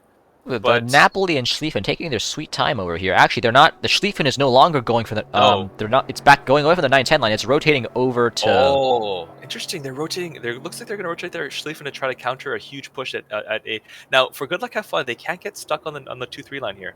They have to start pushing and gaining ground. If they get stuck on the 2-3 line here, that's not going to be good for them. No, yeah, it won't. Yeah, it's just the Napoli and the Shima holding back. What is that? 6 ships. That's 2/3 of their team right there. That they have to try and hold back in time. For more for. You mean the Napoli and the Shima? That's right. Napoli and Shima. I mean, you have the Ohio tanking some fire as well, but. Yeah, but see, look at here though. This is that was a pretty decent. That was a pretty decent chunk right there. Disnax Des Moines and War 44 on the A side for good luck, have fun. They have to. I think they get it moving here. They have to. I think they're taking it. They're taking positions in case they F11 try to push back, but War 44 is moving up. This is good, and I think the Des Moines is moving as well. So they have to. They realize the position that they're in. Shima does take a daring torp though. Oh, that's big. That's huge. That's about half his HP gone right there. Okay, these two Napolis have to go to like Delta 3 or Charlie 3. They have to push their enemy Napoli and the Shima back. And maybe start farming down this Ohio. And what they gain there is that make sure that the Napolis can't crack their Des Moines and Moscow, who are now moving towards B. What is the play with this Schlieffen here? With F11 I don't know. He's just turned back and he's going towards 9 and 10 again. Yeah, I mean, I guess it's just weird. If you're not going to use the secondaries, then why are you bringing a Schlieffen? I don't know. And he's also going to run face first into Shima Torps. If they have range, yeah. It's almost like they were like, oh, we have to rotate the Schlieffen to counter the push, and then they're like, wait a second, no, we don't. And now he's just sitting here. So, yeah, good luck, have fun. I like the way they're redeploying their ships here. Moskva now is taking up a good position south of B. Nothing can shoot from his port side broadside. He should have guns for north of C and possibly north of B if he moves into that position. Des Moines here, I feel like, can take that channel position. That channel position we talked about. Now that F11 is pushed off the 4-5 line, they have nothing west of the 4-5 line. This Des Moines should churn and go bow into that channel position. Then you will absolutely lock down B. They could. Yeah, they should really do that. I don't know if like they know where the Napoli is, they know where the Ohio is, and it will not have angles. The news slowly tightening around F11 right now. Yeah, they do have the two. How do they respond? Yeah, here is an issue though. This Des Moines should be accounting Oasis Green into B cap. If Oasis walks into B by himself with the enemy Des Moines there, he is going to be in trouble. This Oasis play here, he has to realize what he's running into. They have to pre-radar with the Moskva. They did. I think they did. Yeah, he knows. He's stopping. Moscow radar is up. Okay, that was almost a disaster. First of all, oh my god, you almost see torpedoes here. Dear Lord. First of all, you don't go bow in there. Second of all, you have to know it's there before you go in, because you could just snap die if they have something like, oh, I don't know, Des Moines there. Which exactly they do, so... Exactly they did, yeah. So good Moscow get tight to the island. War's got to get a bit tighter to the island here. Okay, I think he's okay. He should be, yeah. Yeah, interesting. A really interesting deployment. Now, of course, from the F11 perspective, Oasis is able to touch the cap from there. That's really good. From F11's perspective here, they do have a nice point lead, but they're going to have to parlay that, parlay this position. I think, I'm not sure exactly here. Like the Schlieffen is underutilized at the moment. Really underutilized. He's Yeah, literally I on don't college. know what the play is with the Schlieffen. I mean, they had him. I thought they were rotating him over to A, but then they had him pointed back towards 910, Oh, look at this. and then Look at now look he's at Hmm? look at B. Look at south of B. The GLHF is rotating their Venezia to B. This is a very, very good play. They're giving up on C.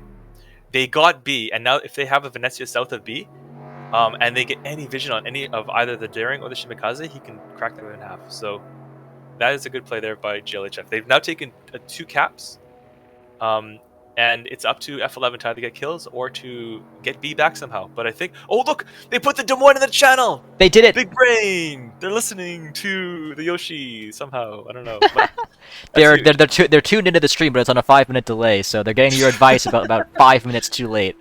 It's true. I said it 5 minutes ago, literally. Okay, War 44 is taking a lot of heat here. Oh my god, he's got to disengage here somehow. Oh, and look at this. Look at Yes. C. Venus, Magic Venus is actually going to be like, yo, if you guys are going to not be here. Oh, Venus takes a Oh, he torpedo! does take the torp though. Who eats Napoli torps? Okay, but he's okay. He's going to try to get into C here, and that He was is on gonna full be HP trouble. before that, so he was, yeah. he is okay. Back on the F11 side, their Shima is also low. Well done, Abuser on 3K. Oh no, Aguero, Ohio of GLHF is taking huge focus fire. He has to dive this island. He should be okay. Des Moines, oh no, he can't quite. No, crack he's Des Moines not. there. Yeah. Okay, I think even though Schlieffen finally getting those secondaries in though. yes, Just there melting you down, go. just melting down the Ohio. It took about half the game to get into position to use them, but now they're starting to work for him. Yes, And- this position by Aguero's Ohio is not quite flat enough. He has to be parallel to this island. His ass is sticking out, and he's going to be taking fire from Schlieffen secondaries and from Moskva. Yep, Schlieffen is definitely going to be hitting that. Yep. Shimikaze, well done abuser, is now realizing there's no radar here, there's no daring here. He's going to come around here and try to torp stuff. Really interesting back and forth game. I liked F11's position early on with the 2 caps. This is a big game for both of them. We're going to be seeing I all. like the way GLHF rotated, but then I think that F11 here is now going to capitalize and maybe get a Ohio kill here. They should get this Ohio kill eventually. Venus at C has to back up and get C. Keep going. Back up, back up, back up. Ooh, there we daring of Buck does go down though Daring to the goes Napoli. down. Oh. Okay, that's the first kill. First kill of the match halfway into this game. This Wait, is tight. Yeah, this is tight. Venus is just... I'm not sure. If you're going to contest. He's not going to contest. Okay, he's leaving. We realize that the Des Moines is there and he's going to get out of there. There's 2 Des Moines there, in fact. Wait, why is he shooting his guns? Is he still dark? Oh, is he radar? He's under radar? Yes, Oh. he is just inside of that Des Moines Look radar. at Des Moines. Look at Felonious Monk. Felonious He Monk's is gonna get a paying pretty torpedo. hard for that. Venezia Sap Oh. is coming in. Venus, Torp, ass. Doesn't kill him! Woo! That's a god! He's an actual god. Enemy is about to win. He is Shimikaze Torp. He had like 15k. What the heck? Massive Okay. hit and on the Schlieffen too. Both Guerrero's both still Schlieffen alive? and Des Moines could go down here. No, they do. They have to. But the Disnex, Ohio of Des Moines, Aguero is double- going to go down. He does go down. No, Disnex Des Moines here is Des gonna Moines be of in a position Disnac is both going do- to. yeah. Oh, he could pick up both of these kills right here. Both these kills. Yeah, both these kills. He W keys. You guys W key a little more here. You get move Ooh, up. move up. Felonious on 900 health. Does Disnac have the HE. angles on him? He Shoot does HE. not. Ooh, Felonious 600 HP. Dude, Disnex, shoot HE. Let's go. Well, move up and kill him. War It's has gotta be not the healed daring. up. It's gotta be the daring. It's gotta be the 48 HP. You got it. One more hit. That's it. Napoli takes it. Taxi driver gets. Whew. The enemy is about to win. Polonius living for a little bit too, living very much on borrowed time towards the end there. Yeah, but here's the thing: the Schlieffen is now. Schlieffen's in an really awful screwed. position right Yeah, now. he's He's got in the an awful Moskva of position. War 44 bearing down on him. He has the Des Oh, Moines of look. Disnac that could take shots on him. Shima's Look, even. look north. Up north. YOLO at both the GLHF's cruisers got enveloped. How did they let Trailer Park Torps go north of them? What's going on? They're gonna both die. They're in a very bad position right now. They, The whole they will die. They will die. Schlieffen all will that die, early but they game lose. positioning from GLHF, Yep. all gone to waste right here. Yeah, they let themselves get wrapped, and that's not good. Well done, Abuser, the Shimikaze, with really good spotting and positional play here. If Olo can escape here, that's huge for GLHF. And why is the Schlieffen still alive? Moskva. 2k HP. That Moskva needs to Yeah. push up. There's nothing that Yeah. can threaten him. Please don't let him get a heal off, because that's not good. Oh, he's not even shooting at the Schlieffen. Dude, you have to kill the Schlieffen. He's shooting at... Oh, the Des Moines, Venezia. the Des Moines of Gibbo's broadside. Venezia. And Venezia does manage to take the kill. Okay, So- GLHF working on a 100-point lead, but they are trying desperately to save their low Napoli. Olo is on 2K, and he's paddling away as fast as he can. He is going to go down. Yeah, that's it. Yep. So the points do even out, but it's still points even it's still GLHF's game because they have 2 caps. Okay, here's the question. I wonder if Oasis knows how low the enemy Shimikaze is, because he can just go and kill him in like 2 salvos. He very well Napoli? could. Yeah. Is the Shima trying to re-engage? He is. He just has to push up. Okay, but look at biggest boot all the way out east in the Conquer has taken up a very, very strong position, and Gibbo's Des Moines is going to be in a crossfire here. We haven't as well seen as very Napoli. much from Biggest Boots Conqueror. Now is the time for him to shine. Yeah, Takes and the this- shot. AP in at the Des Moines. Pretty decent hit there. Yep. No, this is a good position. This Des Moines will go down eventually here.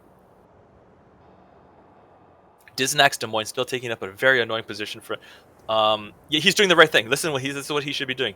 He should be repositioning to get his guns north of the A, because if they recognize F11's win con, F11 probably tries to push into A, and they need to have their Des Moines enabled there to counter that. And Yeah. I like the way he's repositioning his ship. This is very strong. His radar should lock out the cap from the Ragnar and the Shimikaze. And he's blocking angles from the Ohio too. He's in Yeah. a very good position right now, but he is giving a bit Venus. too much side to the Napoli. Venus finds a torpedo that works, and he kills a Napoli. Okay, I think that's game. Yeah, because there's 2 caps, and there's no way that they step in. Really well played. GLHF with a very, very good game here. This I was really very liked- well played from both teams right here. This was a Yeah. very Guns in 4 minutes. nice game to commentate right here. I would say that F11 with that good early position, I think they needed to enact their Schlieffen a bit earlier. But I think the key to this game was when GLHF was doing the hard push on the 1-2-2-3 line, and they parked their cruisers at Fox 3 and at G4. They realized really quickly that they had to move up to B, and that was huge. Yeah, the Napolis let themselves get encircled towards the end there. Yes, that's true, but they did enough work to push off the Ohio and the enemy Napoli that enabled their cruisers to take up that central position. Mm. So even though, yeah, we did lose them, which is far from ideal, they did their job. And did it well? They did. So we have GLHF taking this game. Very well played to both teams. GLHF is undefeated so far in the group stage, so really well played by them. They do have a tough match against TNG, I believe is their last match, but congrats to them for their first cuts, and I believe guaranteed advancement to the group stage. Awesome job. Yeah, good job. Good job by F11 as well. All right, I believe that was our penultimate match. So we're going to I think the last one is the one we're signed up for. One of the teams is forfeit. So if we can find another match, that'd be cool. Oh, it appears that it says I am showing the EU sponsorship logos on my stream. So I I just got a DM from Hannibal about that. So I will try and fix that. If you could take a look at where I need to go for our final game of this stream.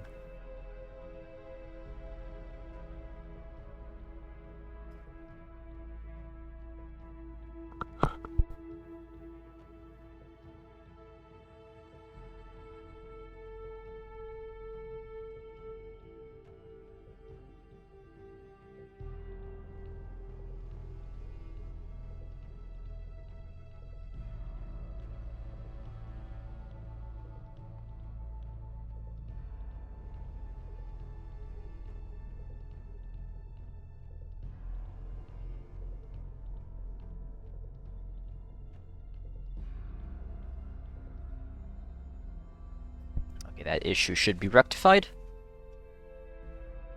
Apologies, folks, for Nice, those of you nice, who are nice. looking. Yeah. So if there's another game we can pick up here, we can check out the schedule. Was there another? We should have had one more game lined up. Oh, it's because 2 Mars got. Yeah, they forfeited. No, not 2 Mars. The Fuel 2 guys forfeited. Oh, right, my bad. Let's see.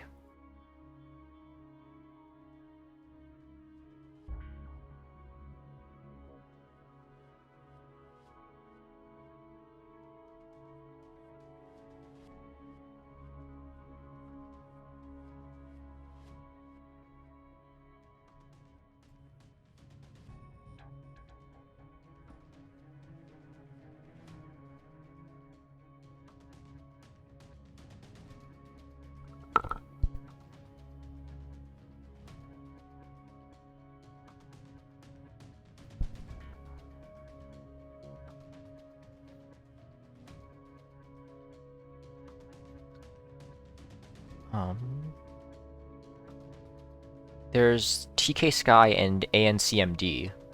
Okay, 1 second. Let me just take a look at the standings and see if that's a neat game. Let me check it. Let me just check in to see if they've already been going, because they should have started, it says 10 minutes ago, but everyone seems to be running late. So that'll be under Group 6. It was TK Sky and who? Oh, AMCMD. Let me just see this.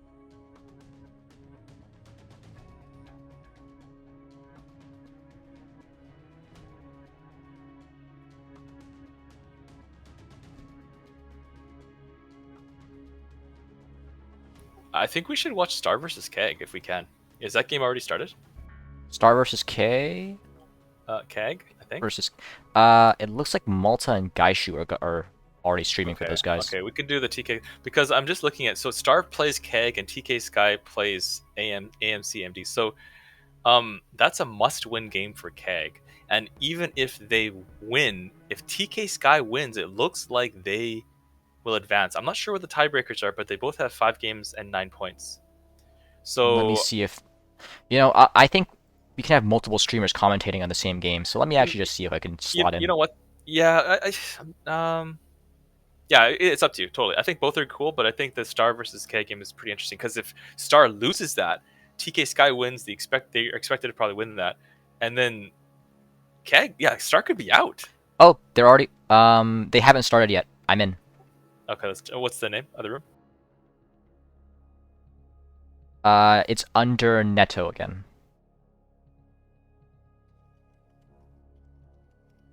All right, this is an important game. Like Star has to win. I don't know if they have the tiebreakers. They might, but if they don't, they might be eliminated here if they lose, which would be huge because they are a Hurricane clan.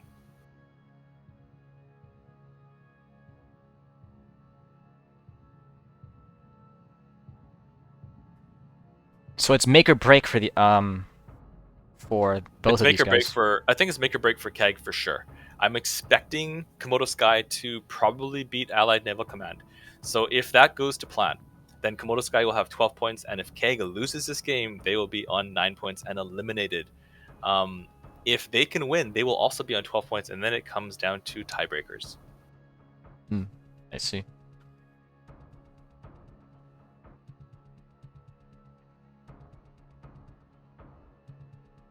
I'm seeing the chats from the previous match just starting to come in.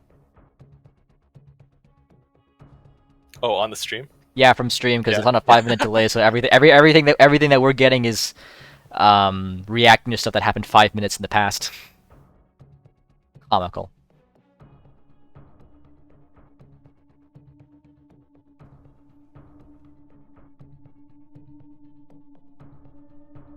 So CAG here looking like they're trying to go for a win on a handicap.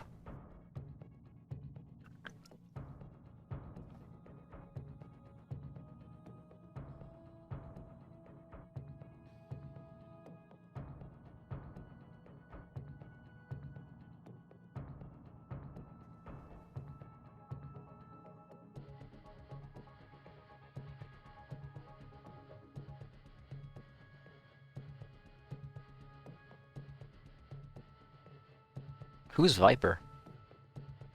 Oh, I don't know. Just Oh, is someone he who the wandered ref? in? I mean, there's no password on these channels, so... Yeah, it's true.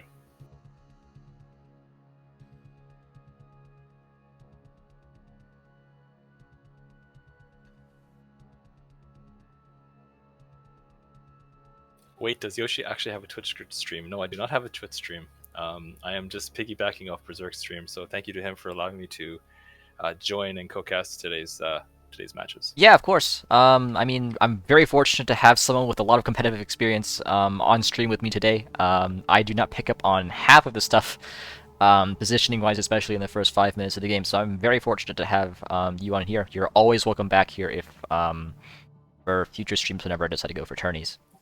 Awesome, and it's great. Your content is very cool, so I'll keep on beating the drum. Okay, let's focus on this All big game we right, have here. so let's take a look at what we have over here for Star. For Star, we have Yamato, Kremlin, Des Moines, Minotaur, Venezia, Moskva, Gearing, Z52, and Shimakaze. So 2 interesting picks over on the Star side with Z52 and the Minotaur. Yeah, like you don't. If you're bringing a Minotaur, it's probably radar. So where do you put a radar minnow? Maybe At it's least from what I can see with the consumable mod or whatever, it looks like it's packing smoke. okay. Smoke. Okay, that's a thing too. Okay, Smoke minnow, rather interesting. All right. smoke minnow. Even though they have a gearing and they have a 52 and I have a Shima. Okay, from the Keep America Great side, they have double Ohio. They have double Des Moines. Lots of American power there. They have a Venezia, and then 4 DDs: a Marso, Shimakaze, and double Ragnar. So interesting deployment there. 4 destroyers versus 3 destroyers. And it looks like they're bunching up. So they're going into A with what appears to be a Marceau double Ragnar Wolf pack. Yeah, they're gonna try to gank that Shimakaze. That's scary right there. If you're Beldurin and that Shimakaze. Yeah, I mean he has to have RPF. He has to know his RPF is already pinging south of A. He's got to know something fast is coming up on here. Oh my god, are they gonna get him? Baldurin has to turn around here. No, okay, looks like Squishy's not going to fully commit. Yeah, they spotted. Look at this. The Venezia, the Stars Venezia is spotted, and that's probably enough to push Squishy Beans off. He doesn't want to get cracked by the Venezia. But, yeah, but the Shimakaze, I don't know think if Squishy Beans didn't get spotted, I don't think. No, he spotted the Venezia.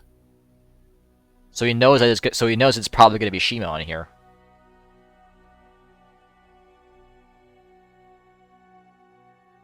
Yeah, and also he didn't want to get smashed. Okay, is this streaming? That's true too. Oh,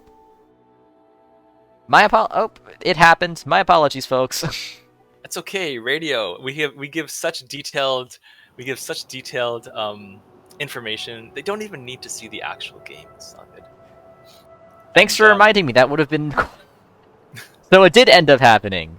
It did, but that's okay. This is an extra game, so no one can complain. Also, it says F11 and GLHF down there, but it's obviously going to be Star versus Keg. Keg is the red team here. All right, so the Z52 in B is backing up because he realizes that it's completely free, so they're going to pick up that cap. Oh, look at this interesting play by Keg. They got A, and now they appear to all be leaving. I like this. I like it. So they scare the crap out of the Shima. Shimakaze. They don't get the kill. And then they just leave. They just leave. This is absolute Sigma male plays by Kag over here. I like it. This Z52, who thought he was completely fine and all by himself, is going to have tons of company in about a minute. So they were ready if the Shima decided to if the Shima misplayed and then committed. Yes. Exactly, or if it's like a gearing there or whatever, and he misplays, then they're ready with guns. But now what they're going to do is they're going to use the speed of this mini Wolfpack here. Ragnar using speed boost, the front one.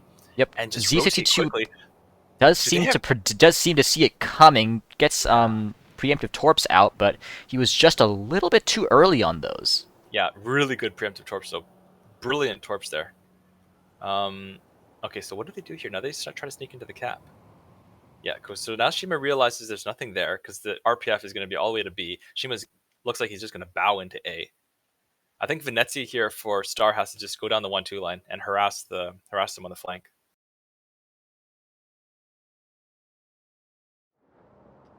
Seems that way. Sorry, I was just updating the names for the clans on OBS because I realized the overlay hadn't updated yet. No, all good. They have the Z52. He's spotted, and they are shooting shells at him. Oh, Z52 is going to take tons of damage here. Oh, that's bad. That is bad. Double Ragnar. The Wolfpack finally coming into play here. Down Z52 down to 8k. Does he have smoke? Oh, he's radar. I don't think he's radar. I don't think he has it. He's smashing all his buttons. He's pushing all the buttons. Oh, he's every consumable active right now. He's down to 4k. That's a hit on the engine. Ooh, big hit though on the Ragnar of Smith. Yeah. They paid with some of Smith Winston's HP there because it was in front of. But that's a worthwhile trade. I mean, that's only one DD in the Wolf pack of 3 right there. But Z52 of Captain Benevolent. He's not going to be able to make that many plays with only 3k HP left. No, and there's no heal. And the on Wolf 52. Pack does claim B. It does kind of be, but where do we go But next? if you look back into A, the Shima and Venezia has realized what's going on and are now pushing through. Yeah, that's the correct play.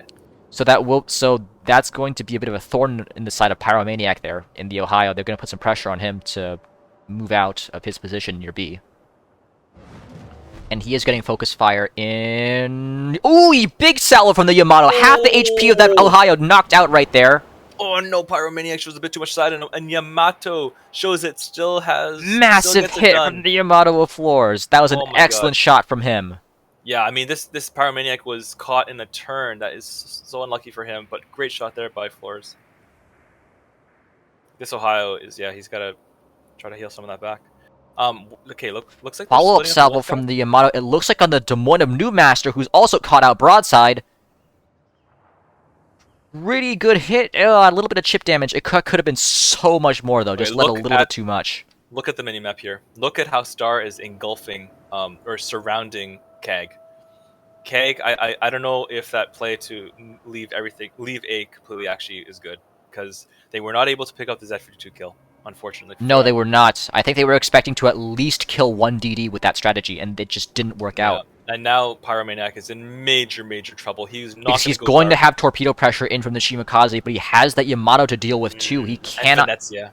He can't angle to both of them. He's down to only 7k now. Oh no, Kag is losing That's big. chips. Smith, the Ragnar Smith does go down as well. It's not Ohio looking is great dead? for Kag. Ooh, 2k. No. He has the heal ticking though, Yeah, but I mean, he's that's- not going to be able to heal back very much. That Citadel damage from the Yamato really being a thorn in his side there. Well, and the Shimakaze that permaspots him is a thorn inside too. Shimakaze actually gets spotted here.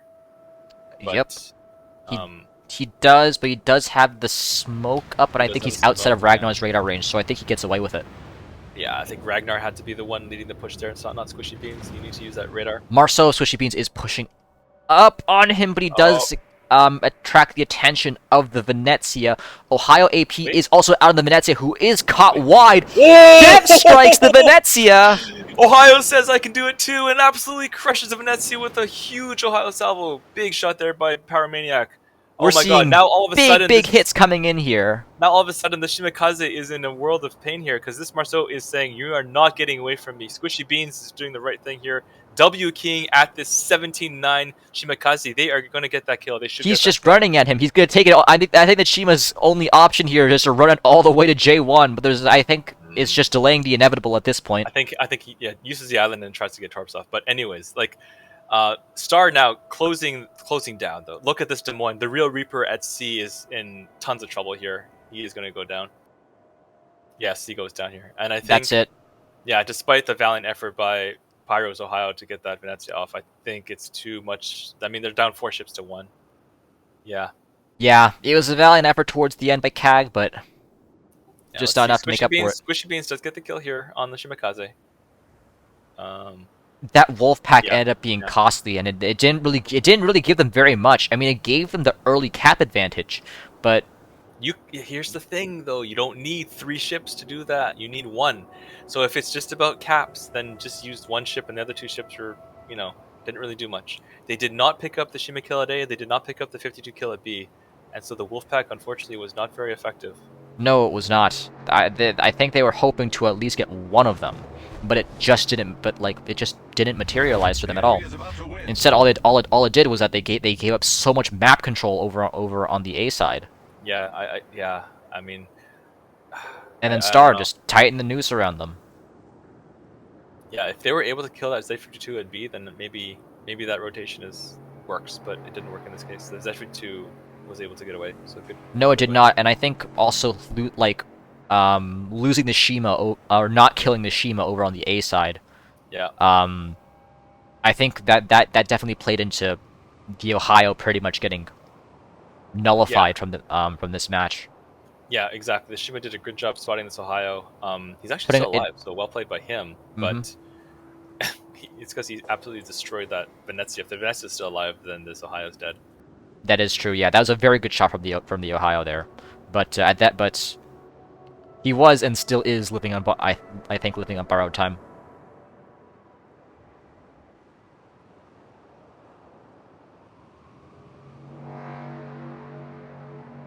Marceau making a run for B to try to freeze. I mean, at A to try to freeze points. Ragnar seems to be doing the same thing for B, but Star working on a 100 and almost a 200,000 HP advantage and a 500 point advantage and double capped. So unless this is the epic throw of all throws, I think we can safely say that Star Yep. is gonna And win this Ohio's game. just running it down into what looks to be gearing torps. Yeah, I think they realize this game's over. They're just Now, they're just throwing at this point. now Ohio they goes have to down. hope. Now Keg, if these standings are correct, the last ones I saw, Keg has to hope that Komodo Sky loses. But if Komodo Sky wins, then I believe they are going to advance along with Star. And that is And GG. Mars. Yeah. Star takes it again. Oh man, is that Komodo Sky game already started? I'm assuming it has. I am not sure if we can sneak in one last game. That'd be pretty sick. Yeah, I just because I think the Komodo Sky, like they win that game. Now that Keg has lost, they win that game. Actually, unless if they had the tiebreaker, then they should be okay. But winning that game guarantees them advancement to the next round, and that'd be huge for that group, which is a combination of R Sky and Komodo Syndicate. Yep. Right. Let me just set the winner real quick.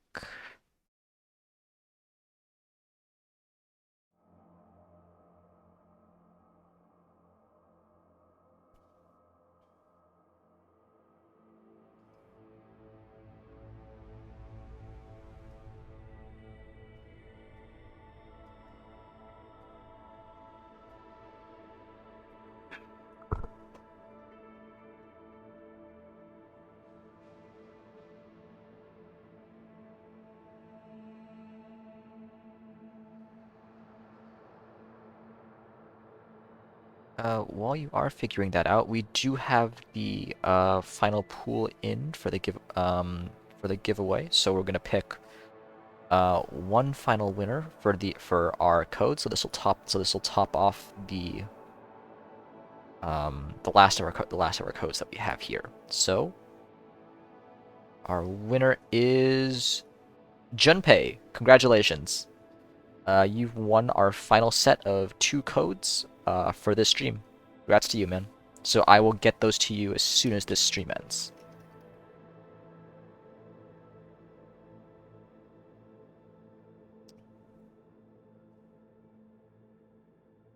So then what's the word on those tiebreakers?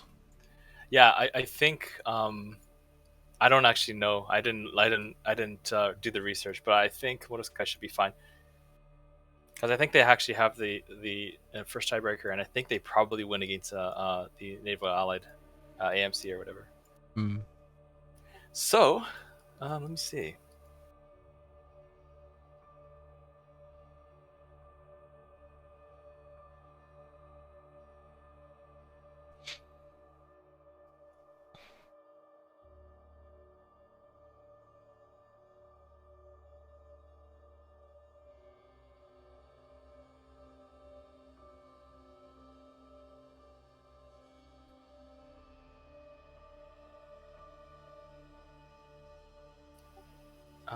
Yeah, I believe those are the games for today. Yeah, I'm checking the streamer chat too. I think that's it.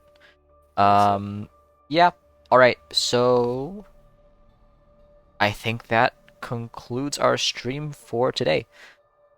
The only other thing I think of is I believe, and I could correct me if I'm wrong or if you know otherwise, but I think Mini Hannibal is doing the live draw for tomorrow's main group stage on his stream, I believe. Yeah, so I think once we conclude the stream, I'll probably do a raid on his channel. Yeah. Just so we can everyone here can see the draws for group stages. Again, Yoshi, thank you so much for being on this stream today with me. I know there were a couple of hiccups here and there, and this was a little bit last minute, but I'm very satisfied with the way that this has gone. I very much appreciated your insight throughout the matches today. Yeah, overall, I had a pretty great time with this. Yeah, it was a lot of fun. GG, well played to you in your stream, and hopefully anyone who was watching enjoyed it, and certainly I did. And definitely tune in on Sunday. I'm not sure. I don't think Berserk is streaming on Sunday, but definitely No, I pick up. don't know. I don't think I'm going to be doing group stages. Yeah, I'm rather busy for the rest of this weekend. I will see about streaming for next weekend for what is it? We have playoffs and then the semis and finals next weekend. But yeah. so The round of 16, and then all the knockout rounds. So, but definitely for Sunday, catch someone else's stream. Come and cheer on GGWP. We start playing tomorrow, so should be fun. definitely. All right. So let me see if I can find handle stream.